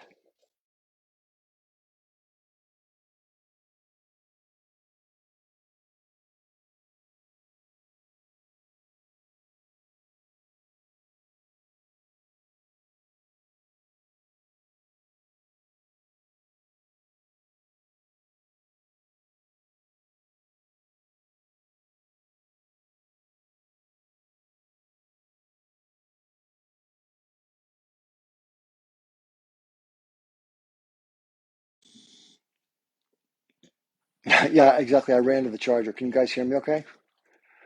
I literally sprinted in to get my charger. It says, please resume the live. So I was like, yeah, cool. And we still have a lot of people on, which is great. All right, cool. Very nice. Thank you for sticking around throughout my little charging predicament. Yeah, I was like 15 feet from being up the stairs to my apartment when it happened. So lagging. Yeah, let me put. Let's see what I'm going to do. Let me know if it's still lagging. Because what I can do is I can go turn my router on and off and go back to the cell for a second. Yeah, I'm going to the rally in Washington. It's in January 20th, I think, something like that. I'll be there. Okay, thank you very much, Lipri. So listen, if you're somebody who disagrees with the things that I'm saying, let's come up and talk about it. I'm not going to quote unquote tear you apart. The way that I do things, for those who don't know, is I have conversations with people and I let them speak, and then I get a chance to speak and stuff like that. So thanks, Sam. Appreciate you being here. Thanks for supporting me. So yeah, for those of you who don't know, if you do something through TikTok, there's a star, a gold star. I think it's on the bottom right of your screen or whatever, and you can become like a member. And when you do that, you get a little thing next to your name, so I can recognize you when you come in. I can thank you for supporting me. If you come into the guest queue, you get first dibs, and of course, if you ask a comment, I'll answer that first. So, but the only thing about that is, just to let you know. And again, I'm not trying to say anything negative, but TikTok takes 70% of any money that you donate to people on TikTok. I don't know if you know that or not. So that's a little much, I think. They can run their business how they want. But I have my link tree. And in my link tree, which is in my bio, it says Linktree Chip Barnes. That's where all my links are. But there's 5 ways towards the bottom where you can help out if you want. And, most of that comes to me, which is, the way it should be, I think. Anyway, so do what you like. But I appreciate those who have supported me here. It's, every bit helps a lot. So anyway, yeah, there was Marriott Gout. Again, I'm all for people who want to be patriotic about the country. I don't want to denigrate anybody who waves the American flag. It's good to have people care about the country. I think that they also see some of these problems, and they'll say something like, yeah, we got our problems, but still a great country. I hear a lot of that, right? A lot of people around the world don't like us. And there's a reason why they don't like us. And again, they don't necessarily dislike Americans. They dislike the American government and what it does, wagging its big, what around. It's not pleasant to be on the receiving end of some of this American power. And, just like people right now who happen to be Jewish around the world say they feel uncomfortable, which is bad, right? We don't want anybody to be anti-Semitic. At the same time, it makes sense, just like if you're an American traveling to a country that has problems with your country, your government, you're a representation, like it or not, that you sort of represent this things they're angry about. You might not even like your government, but they don't know that. And so it makes sense that people who see us as America, if I travel somewhere, people you probably know that I'm very, outspoken as a critic, but someone else doesn't know that. If I get into a taxi somewhere and somebody hates America, they're going to, think like I'm a jackass because I'm from America, right? Anyway, it's kind of unfair, but it's understandable that people who are saying that they're Jewish, they're going around the world and they're saying that they feel uncomfortable. And while I'm sympathetic to that argument, and I don't want anybody to feel discomfort for any number of reasons, Crimea River, there are people in Gaza that are literally having these massive munitions dropped on their heads and blasting living horrific experiences, losing multiple family members and kids being orphaned and all sorts of horrendous things happening, and you're feeling uncomfortable. Well, I'm sorry you're feeling uncomfortable. That's bad. But think of what these people are feeling and going through. Imagine the anguish. So anyway, somebody says my phone is frozen. I don't know. Anyway, I'll try to read some comments here. Whenever the U.S. intervenes, always be corruption. We don't need Biden to act as Captain America. Yeah, I'll put it this way. Just to let you know, this is, a lot of people think this. I'll reiterate it. I agree with them. Okay. it really doesn't matter for the most part who occupies a lot of these positions in government. And you may think it matters. Like some people think, somebody asked me earlier in the comments, do you like Trump? No, I don't like Donald Trump. But it's not for the reasons you probably think. A lot of people hate him because they think he's a dictator. He wants to take over the government. He tried to, do something on January 6th. Somebody says still frozen. Can somebody please let me know if everything's okay? Because Nelly keeps saying still frozen. It may just be for you, Nelly, because that happens sometimes, and people keep saying, I can't hear you, or you're frozen, and then it turns out to be one person. Can somebody, somebody says you're good. So Nelly, what I would suggest you do is exit the TikTok app and then come back in and find me, and that almost always solves the problem. So no, I don't like Donald Trump. I think he's a billionaire. I don't like any billionaires. They're D-bags. But I understand why people like him, because I think most people are so frustrated with the status quo. They see all these, things going on with these bought-off politicians, and they see him as a way to break free from that. Now, do I think he's the guy to do it? No. He's part of the class of people that are doing the same things to people that they're upset about. But he speaks a good game as far as wanting to be anti-establishment, drain the swamp, take out the deep state. It's all conversation. Now, what does a president have? President has the ability to push back on the recommendations that are coming his way from the security establishment. And I believe that's why people hate him, is because he's somebody who's like a thorn in the side of the permanent, people that are in government for 30, 40 years and three-letter agencies and that kind of stuff. And he thinks he's the smartest guy in the room, and he may be smarter than some of these people, but he's somebody who doesn't just rubber stamp stuff. He likes to kind of understand it, try to make a decision based on what he believes is his point of view. He's kind of egotistical, and that pisses people off because they want to rubber stamp. Like Kennedy, for example. Kennedy did not want to let the CIA do what it wanted to with respect to Cuba and Vietnam, and yet they did certain things that behind his back, through Allen Dulles and company. So that's why he did what he did, which is try to break up the CIA into more of an administrative group for what it does domestically or in the foreign government. So everything comes back to the same thing. It's about power and control and money, right? He's a businessman, not presidential material. I don't know. I have mixed feelings about him. The one thing I do like about him is, and I'm not saying he was perfect, but he did a better job of minimizing the amount of foreign conflict. Remember, Soleimani was unalived under his administration, which is disgusting. It was a targeted assassination, and that was inappropriate and very, it shook a lot of people from Iran up. He was a very beloved guy. And, Trump laughed and gleefully laughed about that. He gleefully laughed about the occupation in Syria, bragged about the fact that we're actually literally taking oil from Syrian oil fields. I think that's pretty shitty, right? So, but again, remember, if you think of it this way, try to put it this way, okay? When you come in as president, you can do certain things within a set of bookends. So yes, you have some latitude with what you can do, but there's certain things you can't go outside of. And if you do, you're venturing into very dangerous territory. And I think that was a signal that was sent in 1963 that most people have been, taken note of, as would make sense. So listen, in terms of voting, let's look at your options, okay? Just be straight with us, okay? So let's say you go to the polls and you don't like Biden, okay?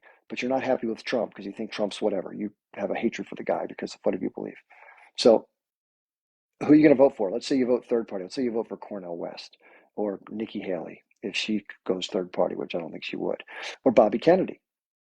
Depends on your issues. I think with regulatory reform, internally with corporate capture and the like, I think Bobby Kennedy would probably be a better choice of anybody. He understands he's a litigator, he's a lawyer, and he sues a lot of these entities for a living, so he understands the dynamics. I think Jill Stein is great. I've met Jill. She's a nice woman. But remember, you got to remember this, okay? There's a power structure that has money and influence that sits between what's supposed to be a system that serves the constituency and that which serves them. So if you don't acknowledge that for what it is, then you're just looking the other way and thinking that somehow it's going to magically change. Now, they tend to be very influential with the very processes that we're trying to change through voting. So if you're somebody with a lot of money and you had one of two people that could come in and do something, why not provide benefits to both of them so no matter which one comes in, you pretty much can work with? So a lot of people call it the uniparty because they believe that even though they have some differences, it's mostly like the same. It's basically the same team with two different jerseys, right? So between lobbying groups and special interest groups, like industry groups and stuff like that, and the national security state, and then of course you got the wealthiest people in the world, the high net worth donors, right? Between the three of those forces, it's very difficult for a politician to come in. The way I like to say it is this. Okay, imagine that the political structure of the Congress and the Senate is like a mud pit. Okay, it's a mud pit. So you got to go into the mud pit if you get elected, right? And imagine everybody who gets elected is wearing white clothing. So even if you go in with white clothing, you might, let's say you're wearing beige clothing. You're a little bit crooked, but you're mostly looking out for your constituents. Either way you're going in, you're going to get totally muddy. There's no way out of that. So think about it for a second. How rational is it to vote for somebody in beige clothing or white clothing when you know they're going into a brown mud pit? Think about that for a second. What logical sense does that make, and how can that possibly make a difference? The parties are structured in such a way that the leadership dominates the flow of money in the election system. 98% of the time, the candidates that get the most money win the election. If you don't go in the mud pit and swim through it towards the party leadership, you get left behind. And eventually you get kicked out with a bunch of mud on your clothing and somebody else comes in with white and does the same shit. That's the game. So you have to change the mud pit, not the people that go in and out of the mud pit. You could take everybody in who's in power right now and get rid of all of them. Snap your fingers, they're gone. Term limits, right? Doesn't matter. The same power dynamic, the same mud pit, the same obstacles are still in the way. So therefore you can't overcome it. Now people say, well, then what do you do, right? Well, think about it. What other resources do the population have? Okay. I'm not advocating for anybody to do any of the following things in a theoretical sense. Let's say a different country. Let's say we're talking about Holland. Okay. And let's say the similar dynamics are in Holland. So what resources do the Dutch people have? Okay. Let's say there's 2,000 people in Holland that are running the show, that have all the money, and most people are just living their lives. And let's say they have 5 million, for example. I don't know what the population of Holland is, but let's just say 2,000 versus 5 million.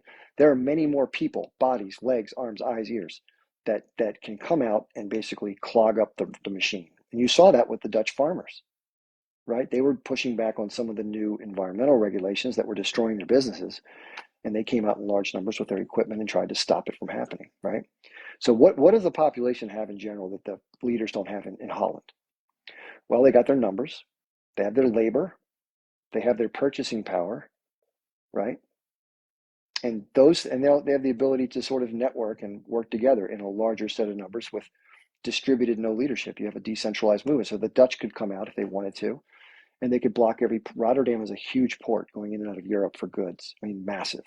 They could block that, right? They could have 3 million people block the port, right? How are they going to arrest 3 million people? I guess they could go out with machine guns and try to deal with it that way, but that would be horrendous, right? You're going to be unaliving your own population. So theoretically, if the Dutch wanted to stop this rogue Dutch government who had been completely corrupted, you have to use the tools you have. You can't buy any Dutch goods. You have to kind of starve them out. Just like, think of it this way, okay? This is the best analogy I can give you, okay? Imagine the United Auto Workers are trying to go on strike against GM, General Motors, right? So the unionized members at the plant, at some point they weren't unionized. So how did they get unionized? They organized, right? They went and talked to different workers. Hey, do you want more pay? Do you want better benefits? Do you want more paid time? Whatever it may have been. And everybody's like, yeah. Now they didn't say, do you like Donald Trump or do you like Joe Biden? There wasn't like a litmus test because everyone's focused on the same outcomes, regardless of all their other beliefs.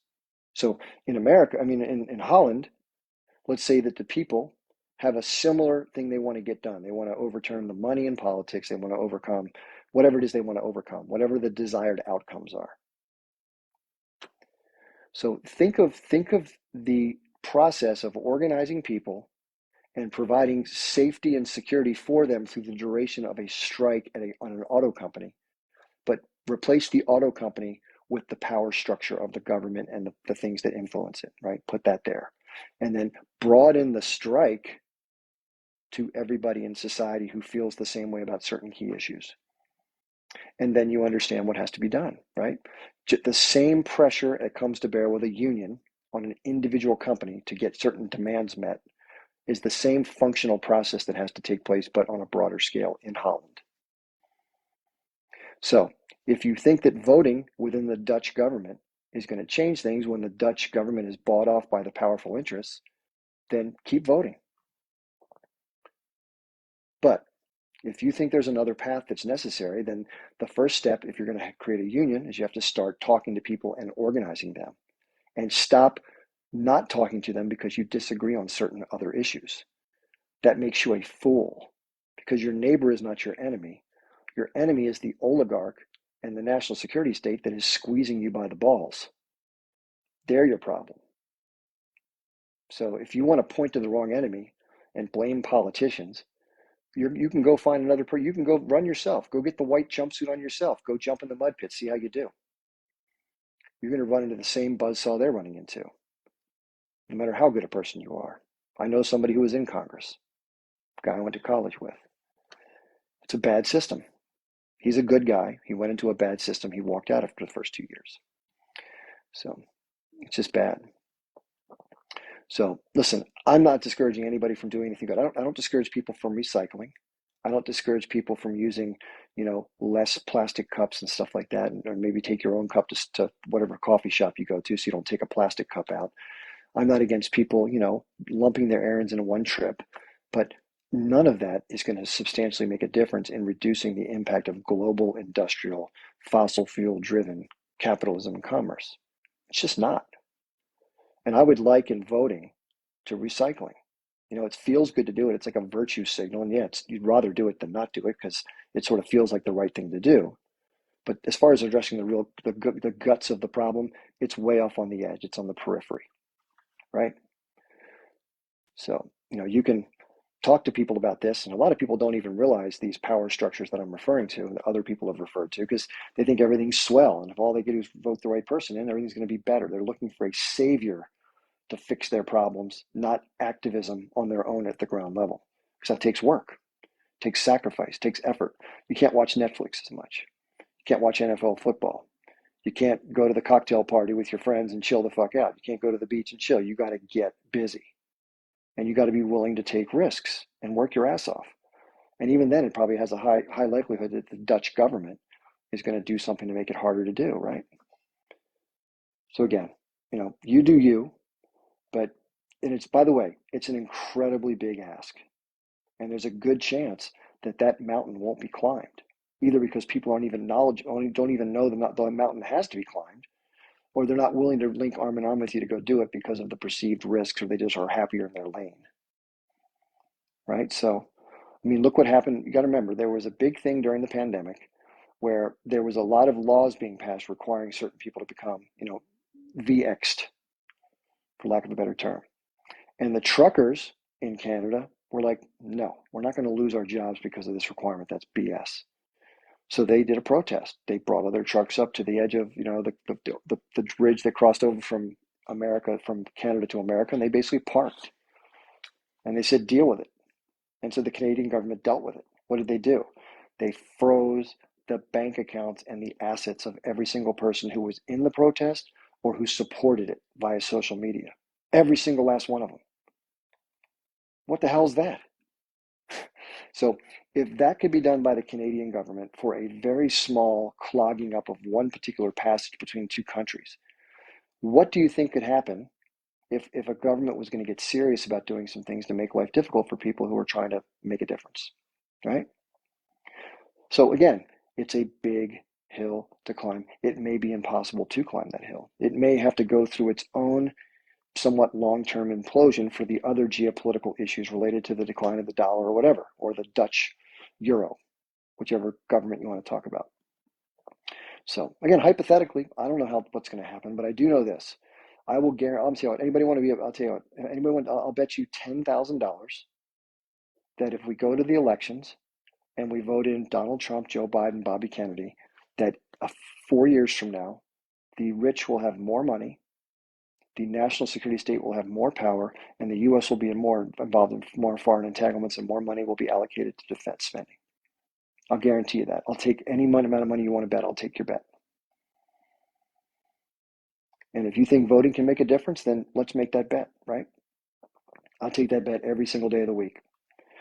Not because I want to be arrogant, but because, listen, the writing on the wall from the last 40 to 50 years just tell you that's the case. That's the path. The best prediction of future behavior is past behavior. That's it. So it doesn't matter if you vote for Trump. I know a lot of people are banging their head going, well, how can this be so? How can we be in such a bad... Listen, I know you're angry if you're a Trumper. You're angry at liberals like Joe Biden, or you perceive... He's not even a liberal. He's a moderate right side, not even a moderate Democrat. He's what used to be sort of a moderate Republican. He's not a liberal. He's not a socialist. Obama wasn't either. If you want to see what liberal looks like, go to Europe. That's where they have some liberals. But they don't have anything close to liberal in the United States. Even the most quote-unquote left-wing person is more like a centrist in Europe. So if people keep saying, what do we do? Listen, I mean, it is a pickle. So if you want to know what's happening ecologically regarding this, if you really want to get depressed, go watch Nate Hagens about what's happening regarding, the challenges related to ecological overshoot with industrial capitalism. It's a difficult situation to get your head around.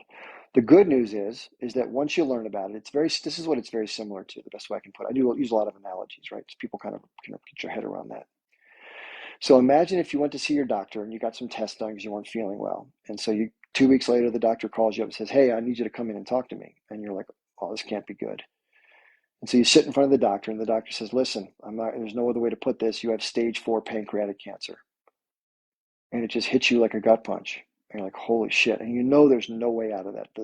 The survival rate within 5 years is like 1%, right? Very small.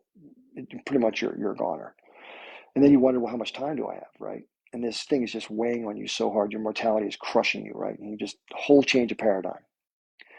So how do you deal with that, right? That's crushing. And you go through stages of trying to deal with, oh, maybe there's this random cure. I can go talk to this drug. Nope. That's called bargaining. And then you get to a point at some point where you just kind of go, okay, it is what it is. So now what can I do on a daily basis to kind of just do what I can with what I got, right? And I would say that the chances is that the situation in which human beings find themselves both globally as well as within some of these mucked up systems are very similar to having that conversation with that doctor. And barring some sort of major miracle, there's a very low percentage chance that things will work their way out of the trajectory they're on. And so there's two things you can do about that. You can get really pissed and every day be angry and sad and throw your hat against the wall and go out and protest and get pissed, or you can just say, hey, you know what? And I'm not suggesting inaction, because any effort to try to divert things is a good thing. I'm just saying that the chances are, barring something major, there's a low probability that some of these major changes will occur in and of themselves. Now, what happens is, over time, these empires get so overextended and so out of whack that they fall apart under their own weight. That's how they end. So it's arrogance and egotism and usually conquest by somebody else or just sheer disintegration. And that's when things change. Now, this is all barring if there isn't some sort of major cataclysmic event, right? If there's a broadening conflict regionally or globally, and you get the the big bombs involved, that's that's the wild card, right? And there's nothing that can be done. Or if there's some other astrological thing that happens where something hits the earth, those are all things that you can't predict. But if things are kind of quote business as usual, look who's on the ascendant right now. China's on the ascendant. Russia's treading water. They're keeping due with what's going on. India's on the way up. We're not on the way up anymore. We're sort of peaked and headed down. And that doesn't mean life can't still be good in many ways. It's just that it's not going to be better for some of the key indicators that we've looked at for most of our lives in terms of what's progress, right? So the standard of living is not going to be better for the next generation. It's already impossible for people who are under the age of 30 to buy a house, right? Impossible. Did I eat today? Yeah, I finally got a piece of toast with some peanut butter. I've eaten some garbage food recently that I normally don't eat. So I got to fast for like a week, because I hate when I start, listen, this is a personal problem, but I'm like obsessed with not gaining. I hate gaining weight. It makes me feel gross.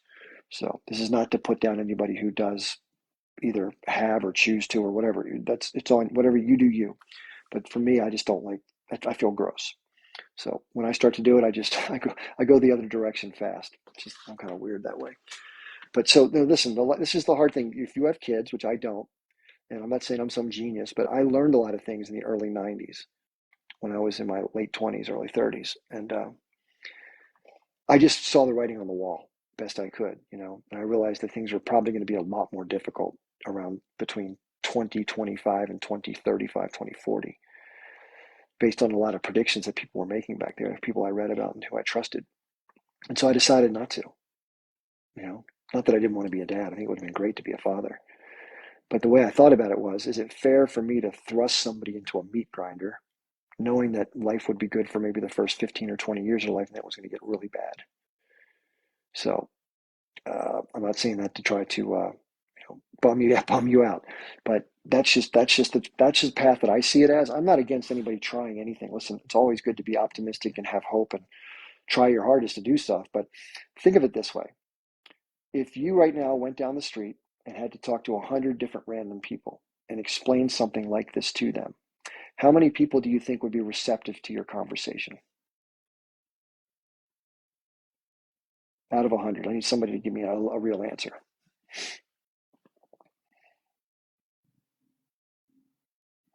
Somebody says not many. Stavros. Hey, Stavros, by the way, Stavros and I were talking about Andrew Tate earlier. I appreciate your point of view, by the way, Stavros. So I look forward to sharing those resources with you and getting your feedback. Yeah, I wouldn't say zero. I'd say maybe one if you're lucky, maybe two if you live in a place like Portland or something like that. No, not 20 to 30. No way. So most Americans are firmly set in their lane, I like to call it, your lane. Your lane is where you are in your life, kind of what you're thinking about, where you're going, what you're doing, how you perceive the present and the future. Most people believe what they see on TV. I hate to say it. My whole family does. So unfortunately, that is where we find ourselves. So the question is, look at this beautiful dog. Look at that doggy. She's not worried about any of this stuff. Right, doggy? All right. So anyway, there are ways to make life good given the fact that things are challenging, right? You can still go out and do great things and try to help others and, make the most of every day. But, unless people are willing to really work together and come across in a very altruistic way to achieve something better. And again, if you talk to people, most people don't even know that stuff's even going on. They think you're a conspiracy nut or you're crazy out of your mind. I was told by my family that I don't know shit. I don't know what the hell I'm talking about. Okay, we'll see how it plays out. I hope to God that every single thing that I've learned about this stuff is totally wrong, because it would be great to have things be wrong, right? But the evidence and the inertia of what's happening indicates otherwise. So, and listen, it would be great if somebody could step in as the prince and fix this stuff, like some valiant person could come in and wave a magic wand and get it right. But don't get angry. Don't get angry at politicians, by the way, because they're just stuck in a bad system. They're not all bad people. I mean, you got people like George Santos, who's a complete moron, Nancy Pelosi, Joe Biden, Chuck Schumer, some of these hacks. They're just total sellouts, right? They don't care about anything other than making money. But there are good people that are in Congress that are decent, that want to help their constituents. They really are some. I think that one of the people I think Senator Chris Van Hollen is not a bad guy. I think if he had his druthers, he would structure the system differently, but he can't because he's stuck in a bad system. He's got mud all over his clothes, right? You can't help it. So, if you really want to get down to it, I mean, I've talked about this, cut through all the bullshit. All of these problems started when human beings started settling down into towns based on agriculture. Because you didn't have time to do these things before. You were working in small groups and trying to forage for food, and you didn't have your population exploding. You didn't have towns or cities. You just moved on to you had to work together, right? You had to cooperate. And as soon as you create hierarchy and structured society, and then people hoard stuff, all these other problems start to emerge. Then you have conquest and division and class structure and all this other bullshit, right? So, what it really comes down to, and people are going to probably really disagree with me on this one, but the people that I've studied, the same people that I've gotten some of this other information from, it all comes down to one fundamental belief system, which, by the way, is embraced by most human culture. And if you follow me before, you probably know what I'm about to say. But it comes down to this. This is literally the difference. So you know how Itamar Ben-Gvir and Benjamin Netanyahu and that guy Smotrich, these highly sort of toxic, hard right, mean-spirited, cruel, supremacist type guys. They think they're the chosen people. Everybody else is, way down the hill. That's a terrible way to think, right? Because you're mucked up by this air of superiority, and then you behave in such a way that's exploitative towards others, right? I think we can agree with that. So, however, you're probably caught up in the same element of that, and let me explain. You're like, what? Not me. I'm not a supremacist. I don't think I'm better than anybody else. Somebody said you left out Trump. I don't think Trump's like that, by the way. Just so you know, I think people have a big misunderstanding about Trump. I'm not saying I like him. I'm just saying that I think people, the negative conversations around Trump are far overblown, and they're driven by an establishment media that wants to literally take him down. Anyway, but I don't want to talk about him. He's irrelevant. But it comes down to a way of thinking. So if you ever studied indigenous populations, there's a reason why they've been around for 12,000, 15, 30,000 years, right? They can sustain themselves based on a certain way of thinking and living, more so than those who think differently. So why do these modern civilizations have so much trouble? Why do they get into these predicaments that they can't solve and then they break apart? Why is that? It's because they think a certain way. They have a supremacist mindset. They believe that human beings are the supreme being and therefore have the right to exploit anything and everything around them to their gain. And people might say, well, that's crazy, man. Of course we're the smartest species. Of course we're the apex predator. Of course. No, we're not. We are temporarily in a situation of dominance like any species goes through. And we're able to do some things now that other species can't do because we have some unique qualities that other species don't have. But I always like to say, go grab a wetsuit, jump into the Atlantic Ocean, and go 1,400 miles to a certain spot and come back with no guidance system. And see how that works out for you. Now, that's a skill that a whale and a dolphin has with sonar and the ability to swim and deal with the elements that you and I don't have, right? Does that make dolphins better than humans? Does that make whales better? No. It's a different set of skills and attributes that they have that we don't. Now, just because whales can't build a skyscraper or have a stadium full of soccer players or whatever doesn't mean that they're bad. It's just a different skill set. And we've taken what is a normal being of small groups of people and living together in harmony with our natural environment, and through the idea of supremacy and conquest and hierarchy, have created a massive development of a population that's way, way, way too big and is doing way, way, way too much productive damage to ecological systems, and therefore is totally out of sync with what is natural temporarily. And any of us who are in this stream think it's normal because we grew up in it, right? I don't know about you. I grew up living in a middle-class household, upper middle class, had a house, had a bike, had a nuclear family with a mom and a dad, and all the benefits of living in an industrial society, right? I wasn't out searching for food, in the desert or wherever else you might be. I wasn't shivering in the cold. I wasn't sweating in the heat with bugs all around me. I was in an air-conditioned room, right, watching TV. That is not normal. I'm just going to tell you, no species in my estimation was ever meant to live this way. And these Abrahamic religions, if you're part of that and you believe that, I'm not trying to disparage your point of view, but the key tenets to most of these religious, belief systems are a deity created humans. Like, we're made in the image of a deity, and therefore we have divine rights. And where does that sound familiar? God gave the land to the fill in the blank, right? Well, writ large, people think that their God gave them the privileges of exploiting that which is around them to their benefit, right? And even if people aren't given that in their religious dictates, their behavior indicates that as such. So, for example, if you domesticate animals and rear them and raise them and slaughter them to eat them, that's not normal, right? It's normal if you're living out in the world and you're starving, you have to chase down something that's moving, and you're lucky enough to catch it, and then you consume it. That's natural, right? Having a herd of 140 goats walking around eating grass is not natural. Goats don't live that way. or whatever you consume. So if you go everything from fish production to livestock, cows, sheep, pigs, foie gras, if you know what the hell that is. They take a tube of corn feed and they shove it down the throat of a goose or a duck and they force feed it for months on end and make its liver grow to like 7 times its natural size. And they slaughter the animal, take the fatty liver out and sell it as this high-end product. That's what foie gras is, if you're not familiar with what foie gras is. Veal, if you don't know what the hell that is, that's a calf that's been taken from its mother at birth, stuck in a shed for 14 weeks, and then chopped up for you to eat for dinner. That's veal. And they're fed this disgusting anemic diet to make their flesh pale and soft so you get your precious veal, right? And on and on and on and on and on. So, I mean, if you drink milk, if you're a vegetarian, I mean, this is a problem. There's no escaping any of this. It's the exploitative part of these processes that I find objectionable. I mean, listen, if you drink milk or eat meat or whatever the hell you do you. But people say, well, I'm vegetarian, right? I don't cause that harm to animals. Yes, you do. Guess what? Guess how milk is made?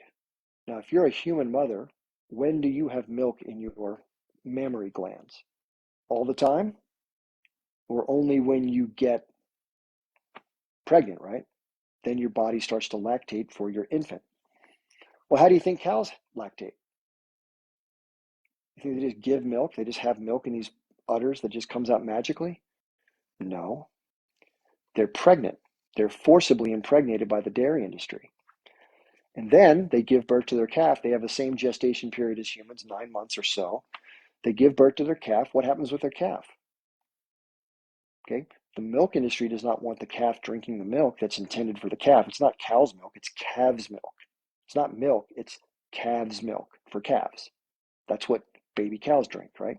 We drink human milk as when we breastfeed. That's meant for human babies. That's it. You're supposed to have milk when you're first being weaned onto food as a youngster until you can eat solid food. Same thing with cows. They drink milk until they can eat grass and other vegetation for their normal diet. And they have 4 stomachs to process all that stuff. But what happens to a baby calf is it gets taken away from its mother. And if you've never seen that, watch. Talk about a calf being taken from its mother. And it is very, very sad. You think you're sad about what you're seeing on TV right now? It's going to make you equally sad. Same type of feeling. And you may say, well, God, it's a cow. What does it matter? Hey, the same emotions are involved, whether you have a cow's baby's being taken or whether you have a Palestinian mom. It's the same set of feelings. And you'll see it. You just watch it. You'll be like, oh, shit, that's crazy. And so then what happens? They keep the calf from drinking the mother's milk. They even have these face masks they've built for baby calves, for the ones that are not taken away quite yet, that keep them from drinking the damn milk. It's effed up. And this is done en masse. So when you go to the grocery store and you see this milk in the thing, it's been homogenized. That is all born from these processes. So if you don't think about that and you think you're just being vegetarian and you're the good guy, no, you're not. There is no good exploitation of animals. And unfortunately, things like cheese and butter and milk, and by the way, I love those things. I think they taste great. But, what harm are you willing to trade off in your life to get what you want? And if you really do the deep dive on most things we do, which is sad, there's almost no escaping the fact that almost everything we do in modern society carries some version of that guilt or some negative attributes. And it sucks. Like, what the hell do I do then, Now, what happens with the baby calves? Well, in many cases, they're shot because if it's a male calf and they don't have veal farming, it doesn't do them any good. They don't want to have to feed it. They just shoot it, kill it, and then they send it off to a butcher to be chopped up. Or if it's a female calf, they raise it to be part of the same process, and that becomes a milk cow and gets impregnated. So most cows get impregnated between 5 and 7 times. They normally live to 25 to 30 years old. But because they're only going through 9-month gestation periods, they get worn out and they don't produce as much milk after like the 5th or 7th pregnancies. They get sent off to McDonald's for your hamburger. So that is the realistic cycle of big dairy. And when you drink milk, eat ice cream, any of the things we love so much in society that are actually really enjoyable for us, right? Pleasurable. It's born of those processes. So, once you find this stuff out, it's like anything else you find out. I mean, you find out what's happening with the occupation, you see it differently. You see the dirty underbelly of an issue you didn't know about. Well, the fact that cows are being forcibly impregnated and this cycle of taking their babies and either unaliving them or recreating the cycle, that's the dirty underbelly of that process, right? Somebody says, am I vegan? I'm not totally vegan because I eat things that sometimes have some sugar or honey in them. That's not totally vegan. But I don't eat dairy products. I don't eat meat, fish, none of that stuff, right? But I do have some old leather belts. If you're a vegan, you're not supposed to have any animal products ever. And you're not supposed to support any industries like circuses or zoos. You completely eliminate as much as you can to cause the least amount of harm. I'm not perfect. So my life has included things like leather shoes, and I haven't thrown them away. But I've been eating a vegan diet, which is not being vegan, by the way. Veganism is a mindset, not the actions. So people say I'm vegan because I don't eat. No, you're not vegan. Vegan means you follow the entire belief system of avoiding harm to animals, and therefore your choices reflect that in it as much as in its totality as you can. So I'm not strictly a vegan in terms of that. In terms of my diet, yeah, I eat a vegan diet. So it's a pain in the ass sometimes, by the way. I was talking about it earlier today. And you got to make a lot of your own food because a lot of the choices in society aren't available. It's not convenient. Everything in this society is geared towards convenience and pleasure and, profit, right? But, these are all choices everybody has to make. I mean, people have said, there's groups like Earth First and other, radical environmental groups. And this is what hit me. I read this one time and I was like, this is back before I made these changes. And, most of us grow up and it seems very normal, right? Everything's so normalized. All the industrial functions are normalized, all of the food choices. It seems so normal. It's like it feels weird to break out of it, right? Let's be honest about it. So a lot of this stuff smells good, tastes good. You're used to it. It's like it fills you up. There's a lot of benefit from it. It provides you protein and sustenance and stuff. So I'm not arguing it from that standpoint, but from an ethical standpoint and from a health standpoint, long term, eating 3 portions of meat, dairy, or eggs every day for 40 years is not how we were meant to be. There's nobody 20,000 years ago who ate that way. I guarantee it. If you were to go back and study the dietary choices of our predecessors, where we evolved over 180,000 years. Only in the last maybe 10 or 12,000 of those years have we done things differently like this with agriculture. And only in the last maybe like several hundred years have we been eating to this extent with this wide amount of, highly difficult things to deal with. So our bodies haven't caught up to it. Your body can't evolve in a couple hundred years, right? But we're doing things that are drastically different. So, none of us are perfect, right? There is no perfect human. I'm not coming across as some snide person who's telling you you're bad, because everything that you either are doing or have done, I've done too. So there is no, if you point one finger, there's 3 coming back, right? So it's not about that. But it is fair to talk about the reality around it, and people can make their own choices as to where you want to be with that. But it does hurt. Once you learn about it hurts your feelings to know that all these animals are being totally. I mean, I love animals. Look, here's Ruby the dog, and there's Barney the cat, and Fraser's somewhere in the other room. I mean, I love animals. And by the way, the food that I feed them is also born from these very processes I'm describing. So there is no easy way out of any of these things, right? Just like there's no easy way out of the predicament we're in politically. This bottom line, what the bottom line is? This type of society has to be stripped of all of its negative attributes. And what that means is, I'll show you Barney. Hey, Barney, say hi to everybody. There you go. Come say hi. There you go. Good boy. And there's Ruby. There's both of them. So I adore animals, and I've done a lot of animal rescue work. And again, I ate them when I was younger. Never eaten a cat or a dog. But in other societies, like China, for example, or Korea, they eat cats and dogs. In Gaza, they've had to eat cats and dogs at some point because of what they're going through, which seems unthinkable to Western people who look at cats and dogs as friends, not as food. But what the hell's the difference?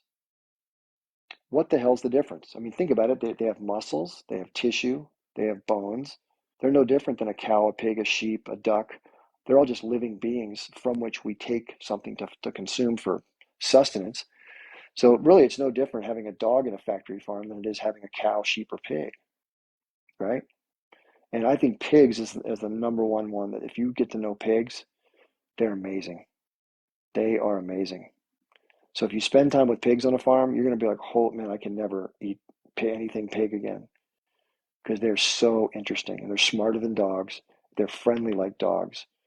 And yet they've been completely put into this system where people, and by the way, when I was younger, again, when you smell some of these smells, it's a weird cognitive dissonance that comes about you because you're so used to certain things in your whole upbringing that seem normal.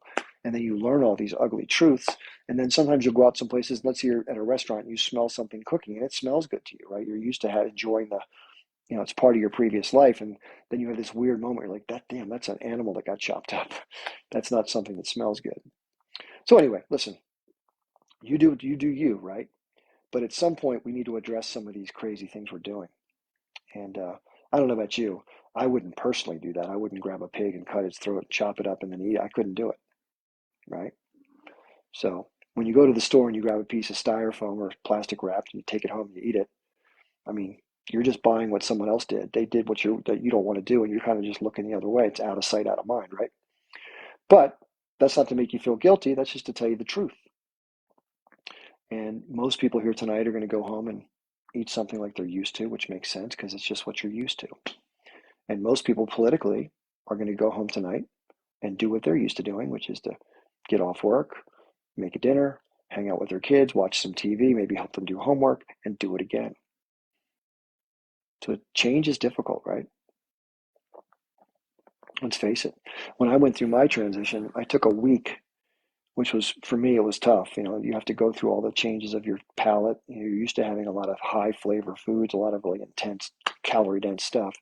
So I did what's called a juice cleanse. I did like a 5-day period where I just took a lot of vegetables and a lot of maybe an apple and some lemon and run it through a juicer and just drink those constantly for like 5 days. And that was how I got over the hump. And then your palate gets adjusted back down to real food without all the artificial crap. And then what you do is you try to eat as much as you can, like we did with 20,000 years ago. You look for stuff that you would find if you were able to go outside and find it, right? Somebody says, I thought he said he was trans. I'm not trans. Not yet. I don't know if I'd make a good woman or not. So that's how I did it. And again, it's not easy. I try to do things like prep cooking. So I might make up a bunch of pasta sauce with a ton of vegetables and eat it for a couple of days on top of some whole grain pasta and then put it in the freezer and then take them out and use them as I need to. And try to eat, different things. You try to make up like 3 different things and have some of it ready to go. And you're going to be out some places sometimes, and it's going to be a real bummer because you can't find anything other than maybe like a piece of bread or something you could have, or a potato. Listen, I like bananas and potatoes. They're easy, they're filling, they're cheap. So I eat as much of that as I can. I have bananas every single day. Every single day I eat bananas. They're cheap. By the way, they're the most underpriced thing in the world for what they give you. So anyway, and listen, who knows? Life may become a point where I can't eat vegan. You never know. I mean, if you're starving to death and there's a deer in the woods, you can't starve to death, right? So anyway, and not everything I eat is organic. I wish it were. It's hard to find organic stuff all the time at my grocery store, and the organic prices are through the roof. I mean, like for organic bunch of kale, which lasts me like for one meal, like $6.85. It's like crazy expensive.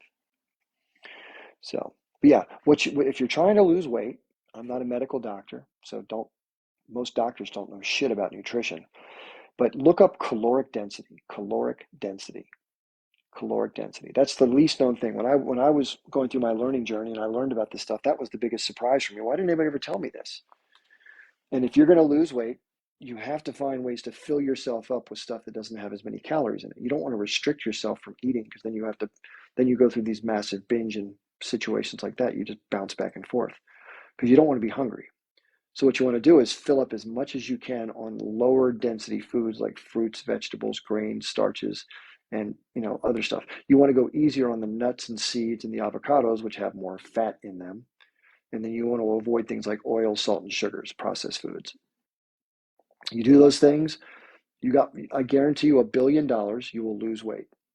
There's no way not to. What happens is your body will then draw from your stores of fat in your body to make up the difference. And then you lean down. The pounds come off you, no exercise needed. Now you can go out and I like to go out and walk, brisk walks, like you're late for a meeting. Imagine if you're 20 minutes late for a meeting and you're trying to book in there because they're going to charge you if you don't make it by 30 minutes. and you get in the door. That's how you have to walk. Brisk walking, if you can put some hills in, great. And then just eat clean food. Do that for 3-6 months, you'll lose all of your excess body weight. That's it. Try it. It works. Now, you got to make sure you're getting your right amount of macros, like your protein and your carbohydrates and your fats. So a lot of times you can get those from other sources like beans. And I eat a lot of beans. Like when I have a salad, I'll take a whole can of garbanzo beans, I'll rinse them off, and I'll just dump it on top of the salad. I'll just eat that with the salad. You get a lot of protein that way. So things like that. But by the way, just so you know, most vegetables and other fruit, they have protein in them. Most people don't know.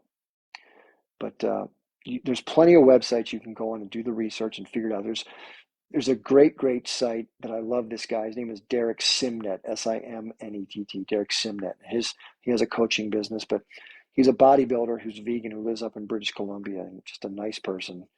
And I learned a lot from him. I have a whole body of recipes in my notepad that I use periodically, and for breakfast, lunch, dinners, and by different food types and snacks. And one of the things I love to do, I have an air fryer, and you take sweet potatoes and you chop them into these wedges, and then you put them in the air fryer, and they come out like these crispy sweet potatoes that are wonderful. And you have like some barbecue sauce or something like that, and that's a good healthy snack.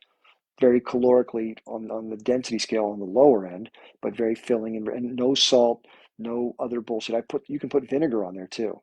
I love vinegar on fries. You're looking for the flavorful but lower fat flavorful stuff. You learn how to make salad dressings without oil, an oil-free dressing, because oil is one of the most calorically dense things in the world. Whoever said olive oil is good for you, it's not good for you. It causes you to gain weight. So if you're somebody who cooks your vegetables in olive oil, or you cook a lot of stuff with lots of olive oil, stop doing that. That's why you gain weight. Anyway, don't take my word for it. There's a place called it's called the 21-Day Kickstart. Check that out. It's a Kickstart program for people that want to make the switch, and it gives you like all your recipes and all your grocery shopping for the first 3 weeks and all that stuff. Anyway, listen, some olive oil is fine in your diet, just not lots of it. Olive oil per pound is 4,200 calories per pound. Vegetables are 100. 100. Okay? So when you add the oil to your dressing that goes on your salad, that's where all the calories come from. So I make a kale salad, and I make one almost every night. And it's just kale, chopped kale. I get rid of all the big stems because the big stems suck. They're disgusting. And just the leaves, basically. And then I put shredded carrots, apple slices, red onion, usually some chopped up green pepper or red pepper, maybe some nuts, like some walnuts, but not a lot because nuts are also high in fat. And then I make a oil-free dressing, usually like some kind of a vinaigrette. I'll use maple syrup, some white vinegar, some Dijon mustard, a little bit of garlic, and maybe maybe some lemon juice or something like that, and just shake it up real good. It only lasts about 3 days, but it's all fresh, stuff like that. Well, somebody keeps saying oil is fine, calories aren't the issue, it's how well you're eating. I disagree. Because it's a mathematical project, okay? Just so you know, if you don't know how this works, I'll give you a quick science lesson, and then you can figure out how you want to apply that to nutrition. Believe me, I studied this out the ass because I had to get it right, because you got to get the right nutrients in you. So I took a lot of doctors don't know shit about this, by the way. Even most dietitians don't know shit about this. So when you walk down the street, you're expending calories, right? You're using energy. Your body gets it from somewhere. It gets it from stores in your liver in forms of glycogen. So when you eat something, different fats are stored, and different short-term stores of energy go into your liver. And then as you do exertion, they're pulled from your liver, and then they come from elsewhere as you need it. So that's an important part.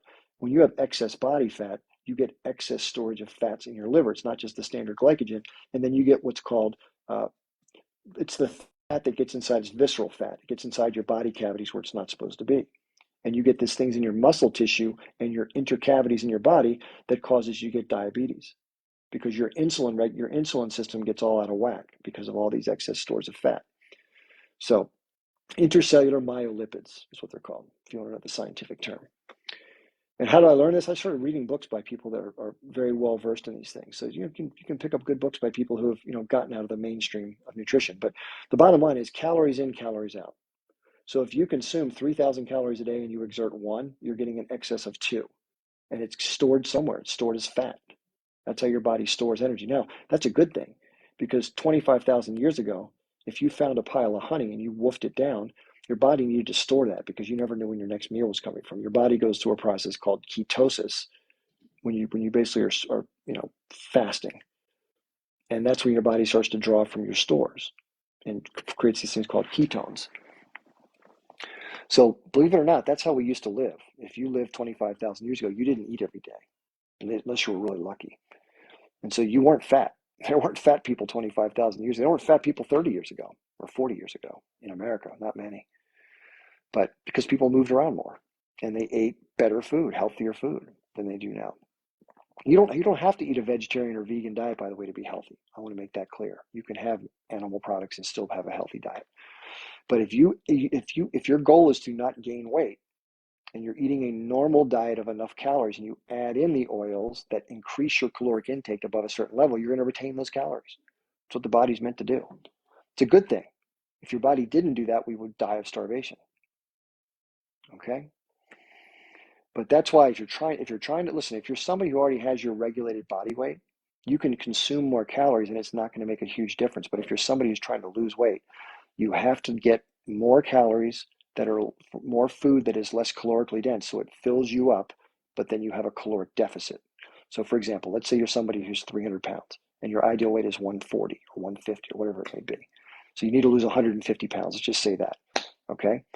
The way you lose the weight is you have to have less calories in your body than you expend. Your body metabolizes a certain amount of calories to keep your brain alive, to keep your muscles functioning, to keep your body, your food production, your waste system, all that stuff, right? Circulation of blood. That's called your metabolism. Exercise also can expend energy, which is part of the caloric balance for that particular day. So you can work yourself out into a fitter body, but ultimately the food you eat plays about 80 to 90% of the role in terms of your body composition and your body weight. So for example, if you're eating 3,000 calories a day and you're only burning off 1,500 doing workouts, you're going to gain weight. No matter how you can eat it, as you're eating a ton of food, it doesn't matter what kind of food. If you eat a lot of food, you're going to get overweight because the density of the food you're eating is very calorically dense. Most people eat calorically dense foods. They eat sweets, junk food, processed foods, meats. They all have more calories per pound than most other foods, with oils being the most among them, and nuts as well, and avocados. However, if you're eating from the four first groups that are way less, vegetables, fruit, starches, and grains, you're gonna have more food to fill you up and less calories from that food. So the idea is to get satiated by the food you eat so you're not hungry, and yet your body can live and process off of a caloric deficit, which means your body draws from your fat stores to make up the difference, and that's how you lose weight. That's it. That's how you lose weight in a nutshell. So it's not healthy to start starving yourself, because going into ketosis, the next time you get near something that's calorically dense, your body's going to crave it, because that's what we're naturally inclined to do. When you find food, you wolf it down because that's what your body wants to evolve and survive. So you have to find a way to fill yourself up to keep your mind from wanting to crave that high calorically dense food.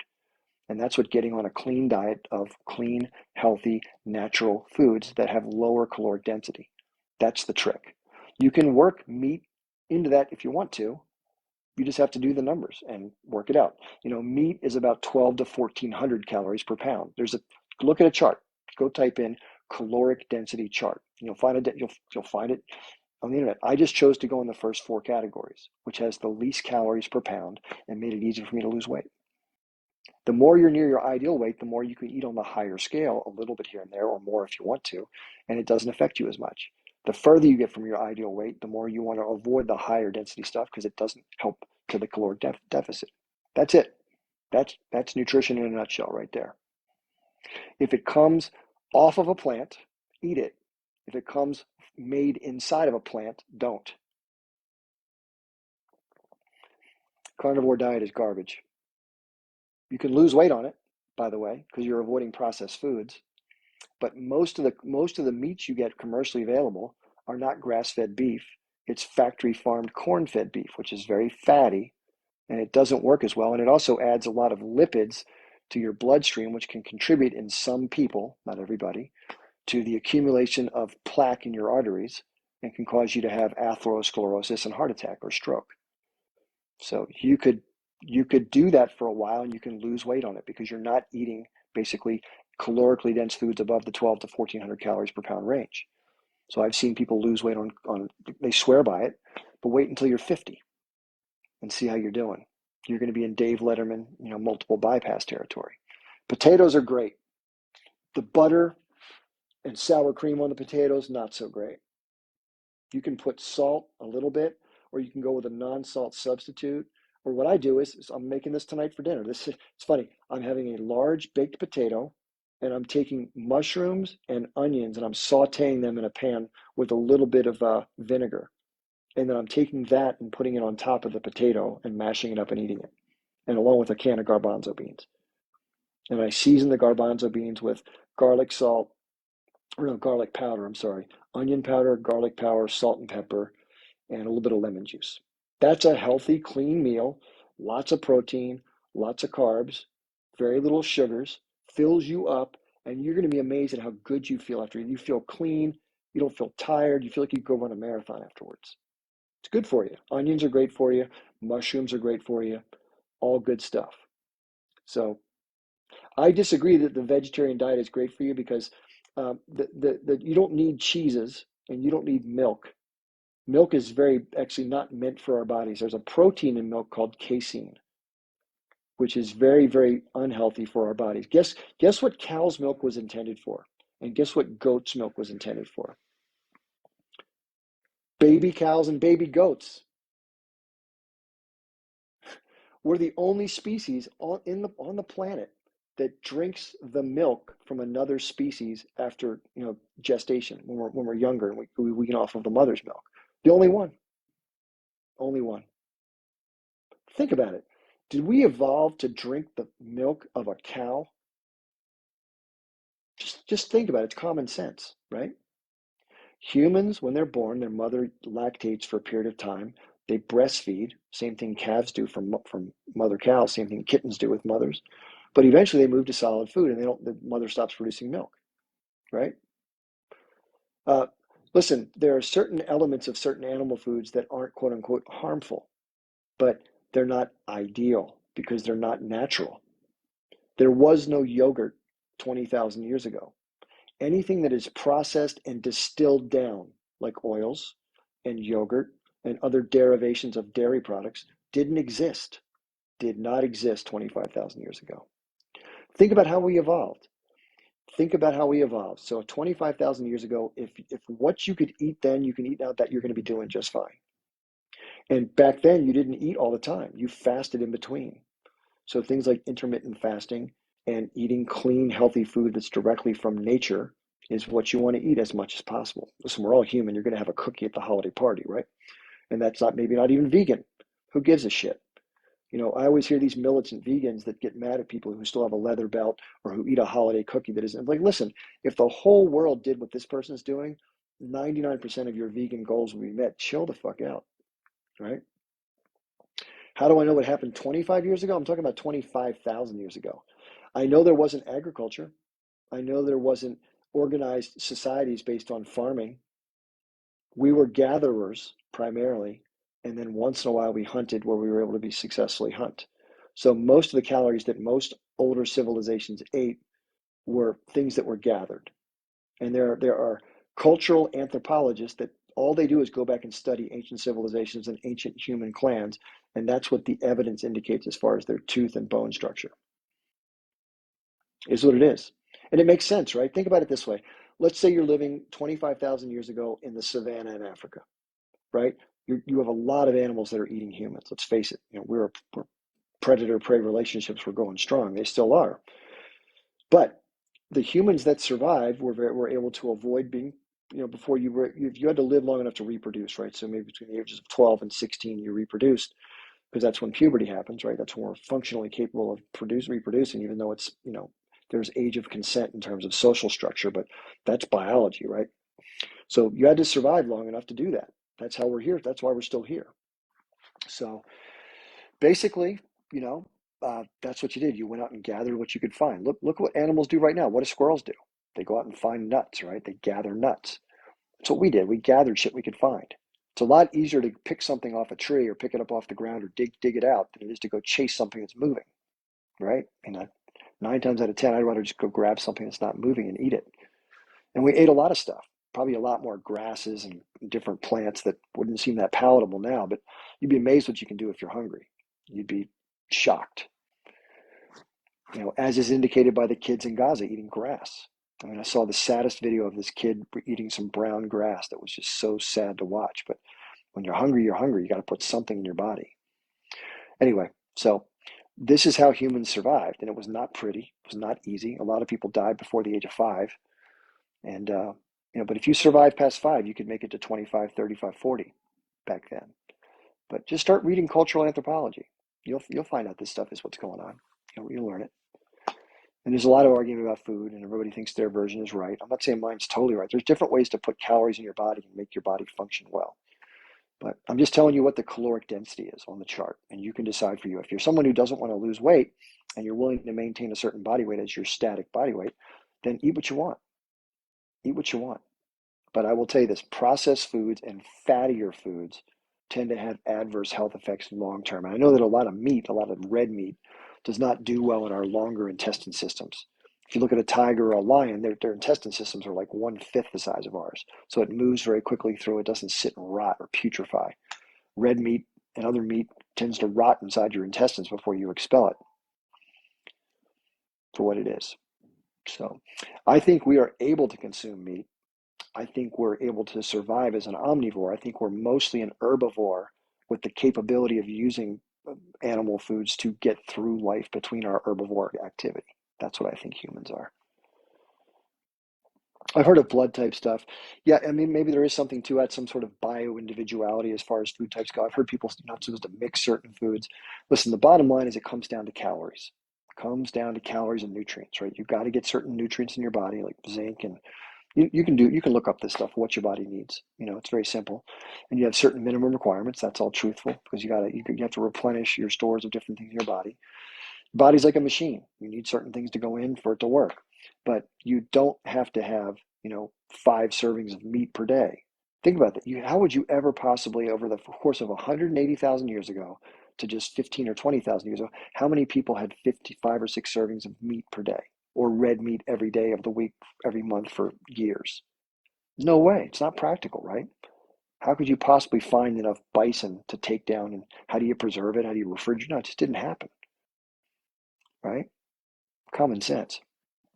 I don't know how we got off on a food conversation, but do the research yourselves. I think the more you dig, again, I follow the same process I say this all, I follow the same objective process with every single thing I look into. I'm not picking sides. I'm not taking a team. I just try to find out what really makes a big enough difference in and again, there may be some people who can get away with bio-individually eating more meat than others.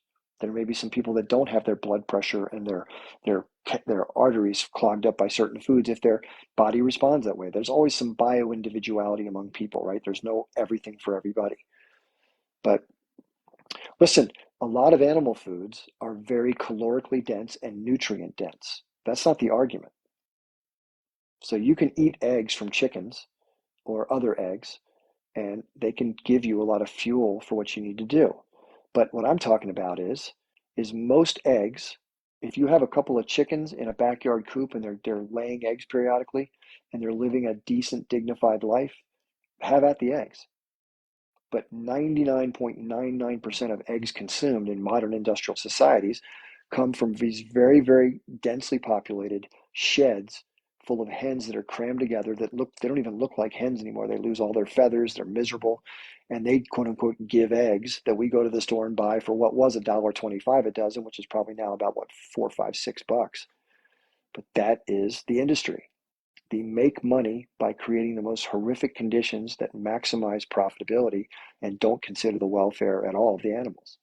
If you don't understand what it's like, go online and go to YouTube and type in, egg farms or dairy farms, and you'll find it all there. The documentation is there in droves, so don't trust me.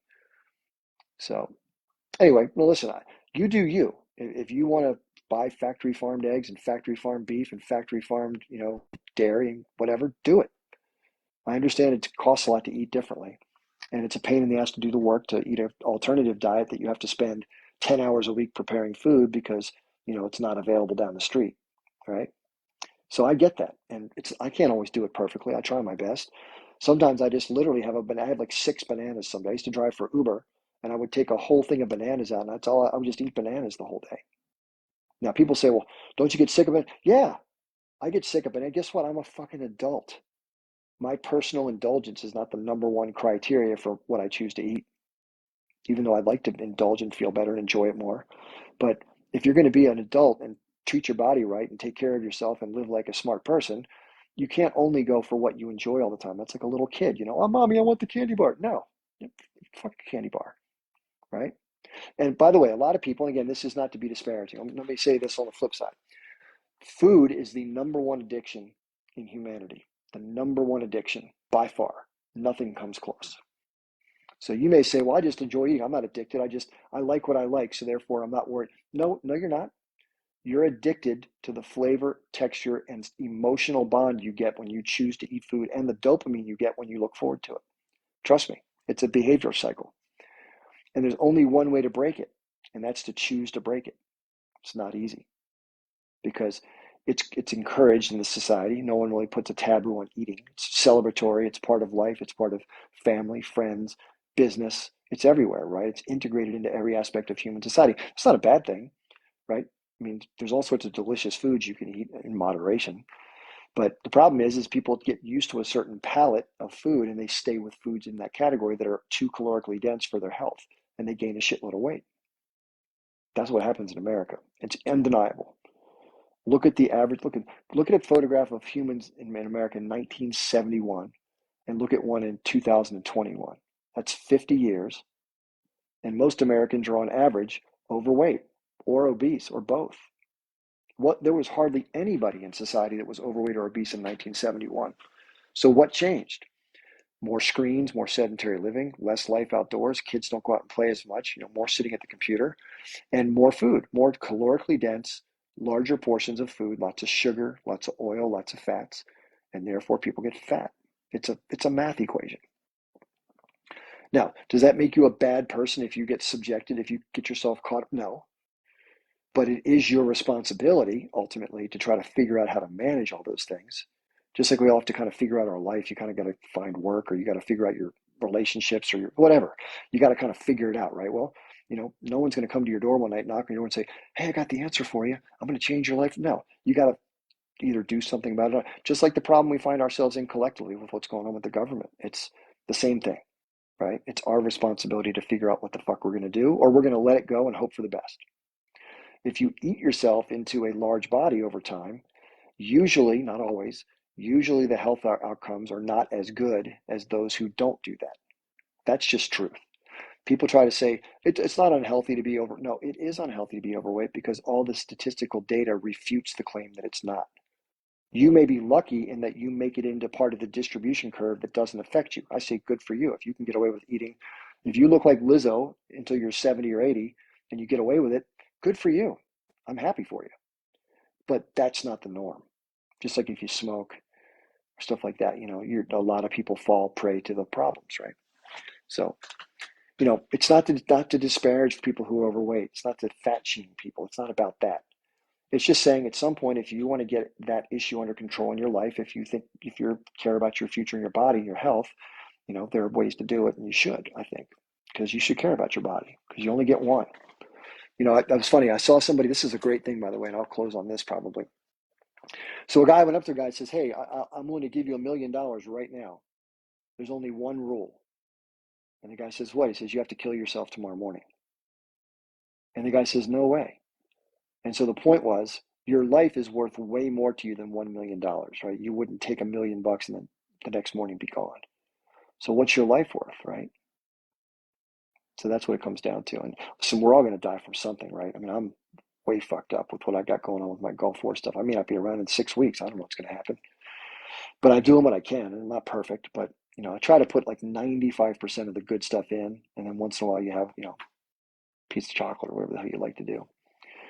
It's not about perfection, but there are better ways to do things. And if you find one that works for you, great. But a lot of the ones that are meat-based are short-term beneficial, long-term harmful. If you're eating too much fat, if you can listen, remember this. Just think of it this way too.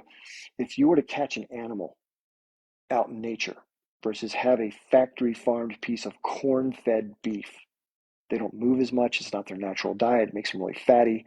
They get unhealthy. They have to be hit with antibiotics and hormones and all that other bullshit. And you're eating that. Do you think that, back in the day, that's what you were eating? When you saw an animal running around, when you eat its tissue, it's much leaner. Like, try eating a deer. You ever had a deer? Deer meat is much tougher and much leaner than factory farm beef, for example. So it's not as satisfying, right? It's a little harder. It's harder to chew. It doesn't have as much pleasure in terms of I get it. But that's the kind of meat we ate when we were coming to bear, that you ate natural animal tissue, not this factory farm bullshit. Sorry if you're a meat salesperson or manufacturer. I know this is not the stuff they want to hear, but that's the truth. And listen, I totally agree that things taste good. All these foods that I no longer get to eat, that I've chosen not to eat, are very, very tasty, right? I miss a lot of them. Like, I miss being able to go out and get like chicken tacos or something like that. It's something I really enjoy doing. But I don't like the fact that they stick 45,000 fucking chickens in a shed. It smells like the worst smell in the world. These chickens live horrible lives. A lot of them collapse under their own weight because they're trying to grow them so fast. They only live 6 weeks. Get chopped up. Now, I'm not down for that. No, I don't. There's most of the fish you can eat. People said, "Oh, I don't eat any seafood." Most of the seafood you get nowadays is totally contaminated with PCBs and other, pollutants. It's very hard to find anything that's clean anywhere in the world. So if you took your fish out of the package and had it tested in a lab, you'd be like, no more fish. Farm raised, wild caught, doesn't matter. Trust me. Do some reading. Listen, go to the internet tonight and type in any of these things, and you're going to read and be like, holy shit, man. Because this is every. I eat a lot of the first 4 food groups. So if you're able to right now, if you have access to a second device, go to Google and type in caloric density chart, and then you'll see in the first 4 categories that are the least amount of calories per pound of food. If you took a pound of food and stuck it on a scale and it weighs 1 pound, and you add up how many calories that would be if you ate that food, that's what we're talking about. So if you eat vegetables, kale, zucchini, squash, whatever, they have about 100 calories on average per pound. And then if you did fruit, they have anywhere between 250 and 300 calories per pound, depending upon the type of fruit.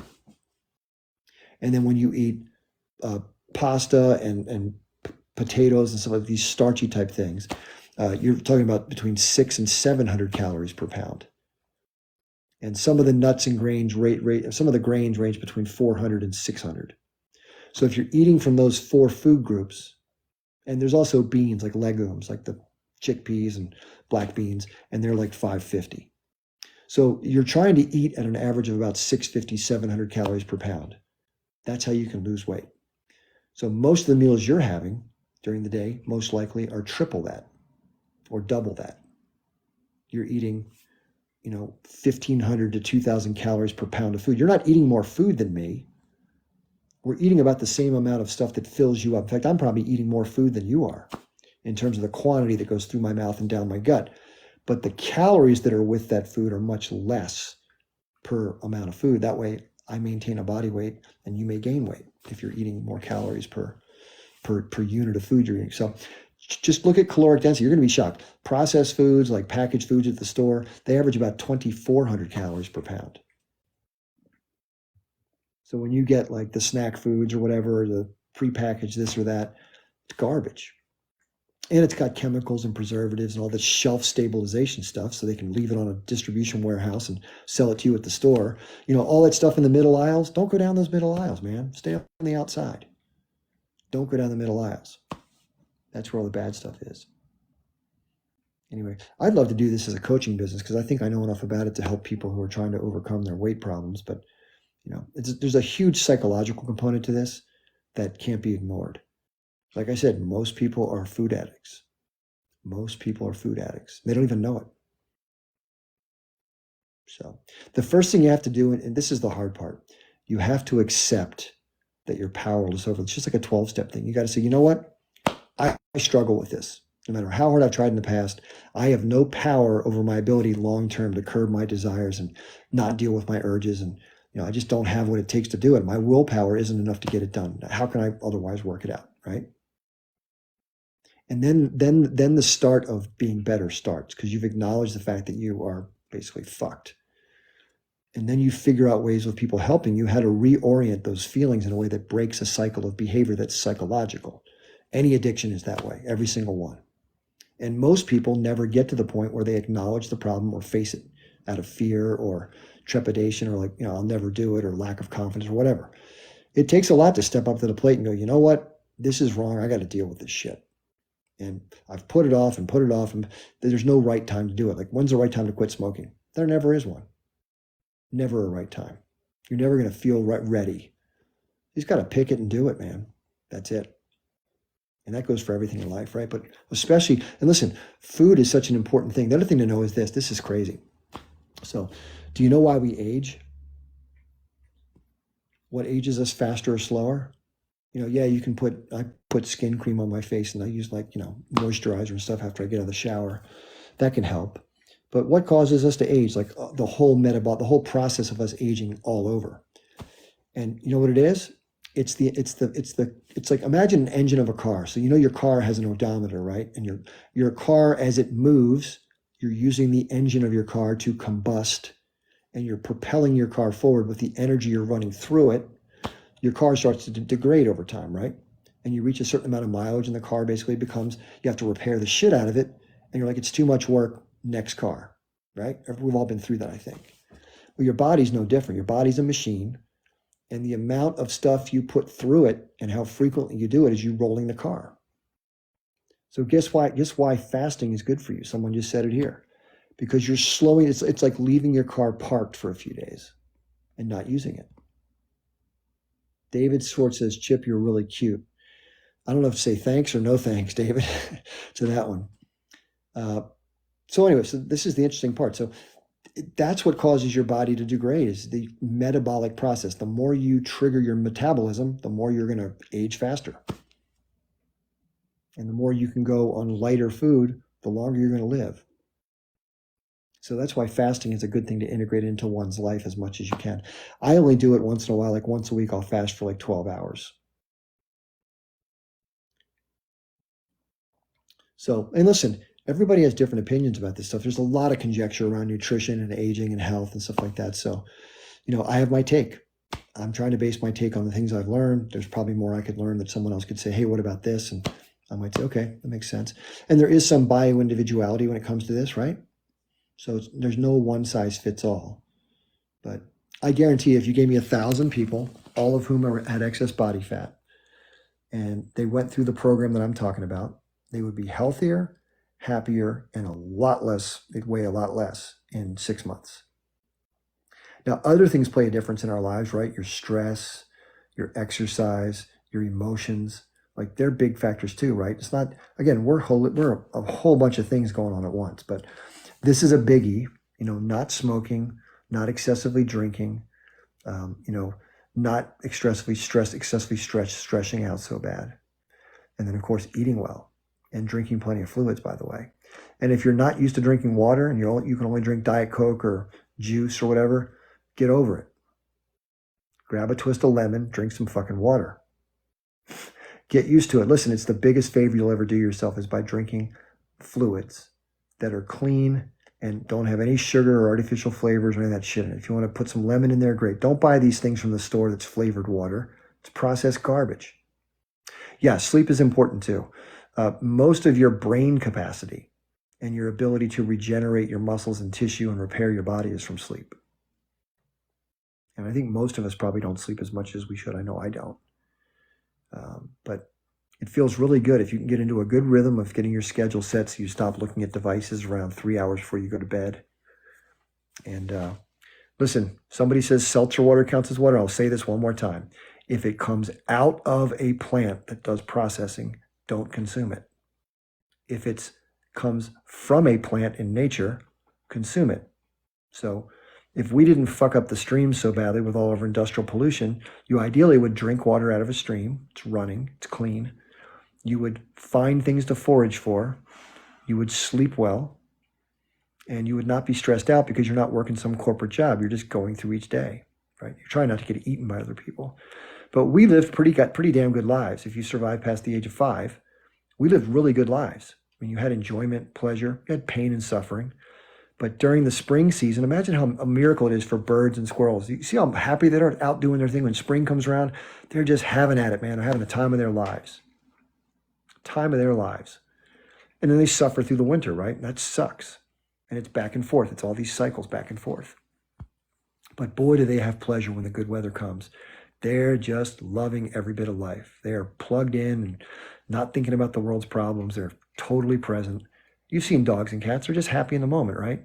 We worry about the past. We regret things we didn't do. We worry about the future, money, relationships, politics, whatever. And that's not good. Wiping all that stuff clean and just being in the moment is like the best way to live, right? Presence. And so much easier said than done, right? So much easier said than done, as are most things. Anyway, you know, I probably went into a lot more personal stuff here than I've ever talked about before. But, and by the way, this is why I'm undateable. Most women meet me and are like, dude, you're fraught with, you have issues.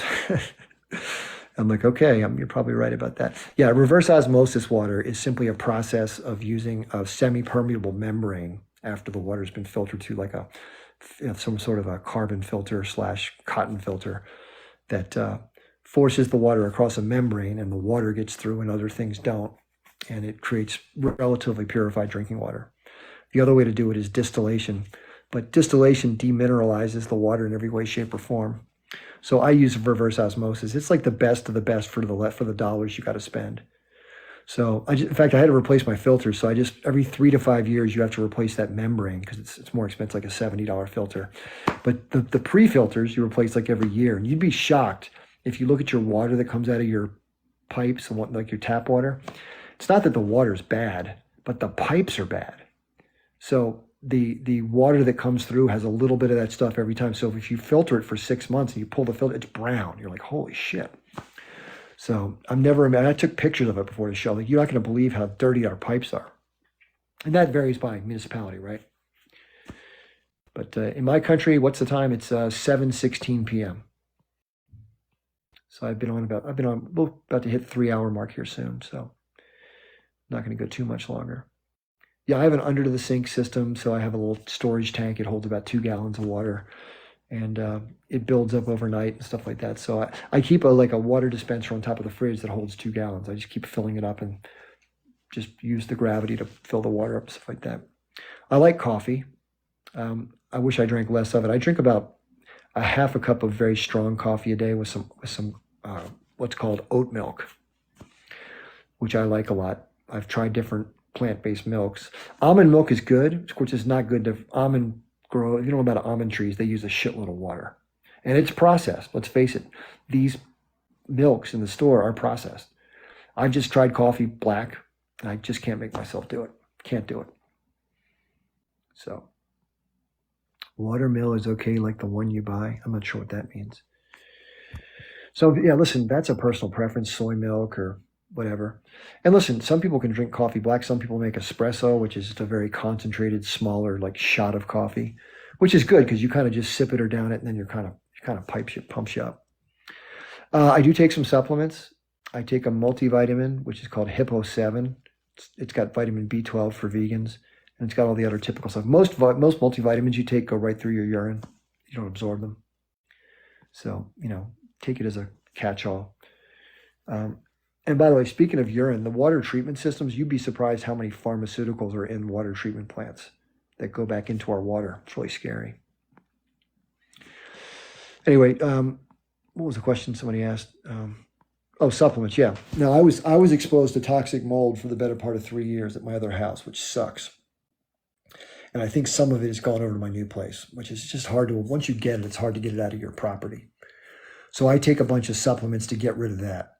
And then I also learned from a guy named David McCullough, who's a cardiac surgeon, who learned about myocarditis. If you don't know what myocarditis is, a lot of young people, when they took these various, shots after the C19, were having really bad problems with heart issues. That's how this cardiologist saw it. So he came up with sauna is good too. Yeah, I've heard about that. So saunas are good too. I'm starting to do that. So, but there's a regimen that he came up with to minimize the likelihood of you getting, what does he call it? I forget the name, but it's in my notes. I can look it up, but it's going to pause the live. But basically, there are these things that are supposed to be problematic in your circulatory system from having taken those things in the arm, and it's a way to reduce the chance of that building up over time. So I take those. Who knows? He doesn't sell them, so it's not like he's not pimping them. That guy, Dr. Stephen Gundry, if you ever heard of him, Dr. Stephen Gundry, Gundry, that guy is a hack. He sells tens of millions of dollars of his supplements and peddles absolute nonsense to his followers. Dr. Stephen Gundry, just garbage. David McCullough is the guy who came up with the regimen. In fact, if you want me to send it to you, let me know and I can put it on one of my Telegram channels. I should create one called Nutrition and just do that stuff here. Put it on my link tree. Again, that's, Anyway, anybody coming in the queue? I know I've talked a lot today, man. Going on. Does anybody want to come up and say anything before I close it up? Because I got to eat dinner and stuff like that. Got to make my salad. Okay, well, it was fun. Let me just reiterate my schedule. Today was a little different because this is the first day that this channel came back. I was under a 1-week suspension. So I normally go on Tuesday, Thursday, Saturday. I normally go from 12 noon to 2 p.m. And I normally only go 2 hours. We just got caught up in this conversation. But and then Monday, Wednesday, Friday, I go from 8 p.m. to 10 p.m. and that's Eastern time. And then just to let you know, if you want to follow me elsewhere, I have a really interesting Twitter feed where I can really let loose. Like people say, "Damn, you're a different person on Twitter than I." So I may seem very sort of straight down the middle in these broadcasts, which I am, but where I can be a little more just direct. You should say it. And I enjoy doing that on Twitter. So you can kind of let somebody have it where they deserve it, whereas here you got to be a little more, moderate. But yeah, my Twitter feed is just my name. It's just Chip Barnes. If you're someone who's never used Twitter, I understand your reluctance. I was reluctant to use it forever. But trust me, some of the best minds on the planet are there in the political discourse. And it's a good place to be. If you're curious, just check it out. But anyway, I have a list of all the people that I follow on YouTube and stuff like that, different people I've learned about over the years. So I have a list of them as my pinned message. So if you want to check that out, I think you'll like a lot of those people.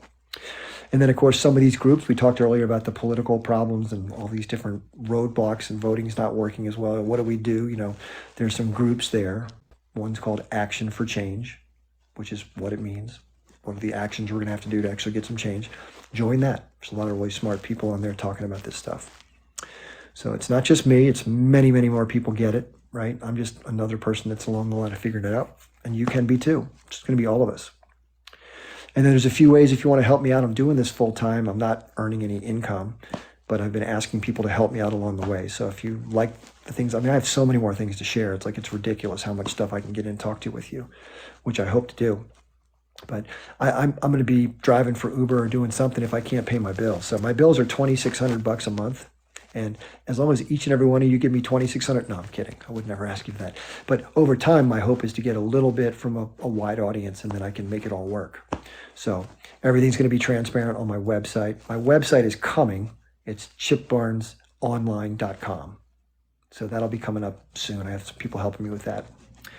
A lot of stuff going on. And then you can find my other social media if you go to that link tree. So in my bio, there's a link tree. It's a little link that says Linktree Chip Barnes, where all my videos are. Click on that and you'll see all the stuff I just talked about. So if you want to help out, great. I have like Patreon, PayPal, Venmo, Cash App, and what's the other one? Zelle. It's like a bank-to-bank thing. So if you ever want to do that, great. I would welcome even a dollar, a couple bucks, it all adds up and helps out. I think there's a lot of people in independent media like me, and the only way we survive is through people helping out, right? So I have 100,000 followers here now, a little bit more. Thank you so much if you're a part of that. I mean, it's so great to have people following me like this. When I started this thing in early October, I never would have thought it was going to go this way. So I'm very pleasantly surprised. In fact, I tell this all the time. I wasn't even going to do this. I was so sort of, I wouldn't say nervous, but I was so like, I didn't think anybody would want to listen to me. So, because my family doesn't want to hear from me, my other friends don't really care about this stuff. So I had a counselor from the VA who encouraged me to get started like 3 months in a row. I finally said, all right. So I just started talking to the camera, and then here we are. So I'm glad you like it. And it's nice to meet everybody here who's kind and been helpful. I do want to point out somebody here who's been incredibly nice to me. Her name is Sheila. I don't know if she's still here or not, but very nice woman, been very kind to me, and I've enjoyed meeting her. And I've enjoyed meeting a lot of you. A lot of you are regulars. I get to say hi to you, so it's always nice to see folks. Maz, who's from the UK, is always helping out on being a moderator. Someone named EM is helping out too, usually with the moderation. So makes it a lot easier for somebody like me just to talk, and they help keep the chat, policed and stuff like that. So anyway, that's what I have for you for today. And I'll be on again tomorrow night at 8 p.m. Wednesday night. And in the meantime, I might go online on Instagram. For those of you who don't know, I mean, I have a much smaller following on Instagram, but periodically I'll just jump on because sometimes people don't come over here and they never get to see me. So that's what I got for today. If I didn't get to your questions, I apologize. I was not trying to ignore you. Hope it was useful, and we'll cover some other ground tomorrow night. See you then.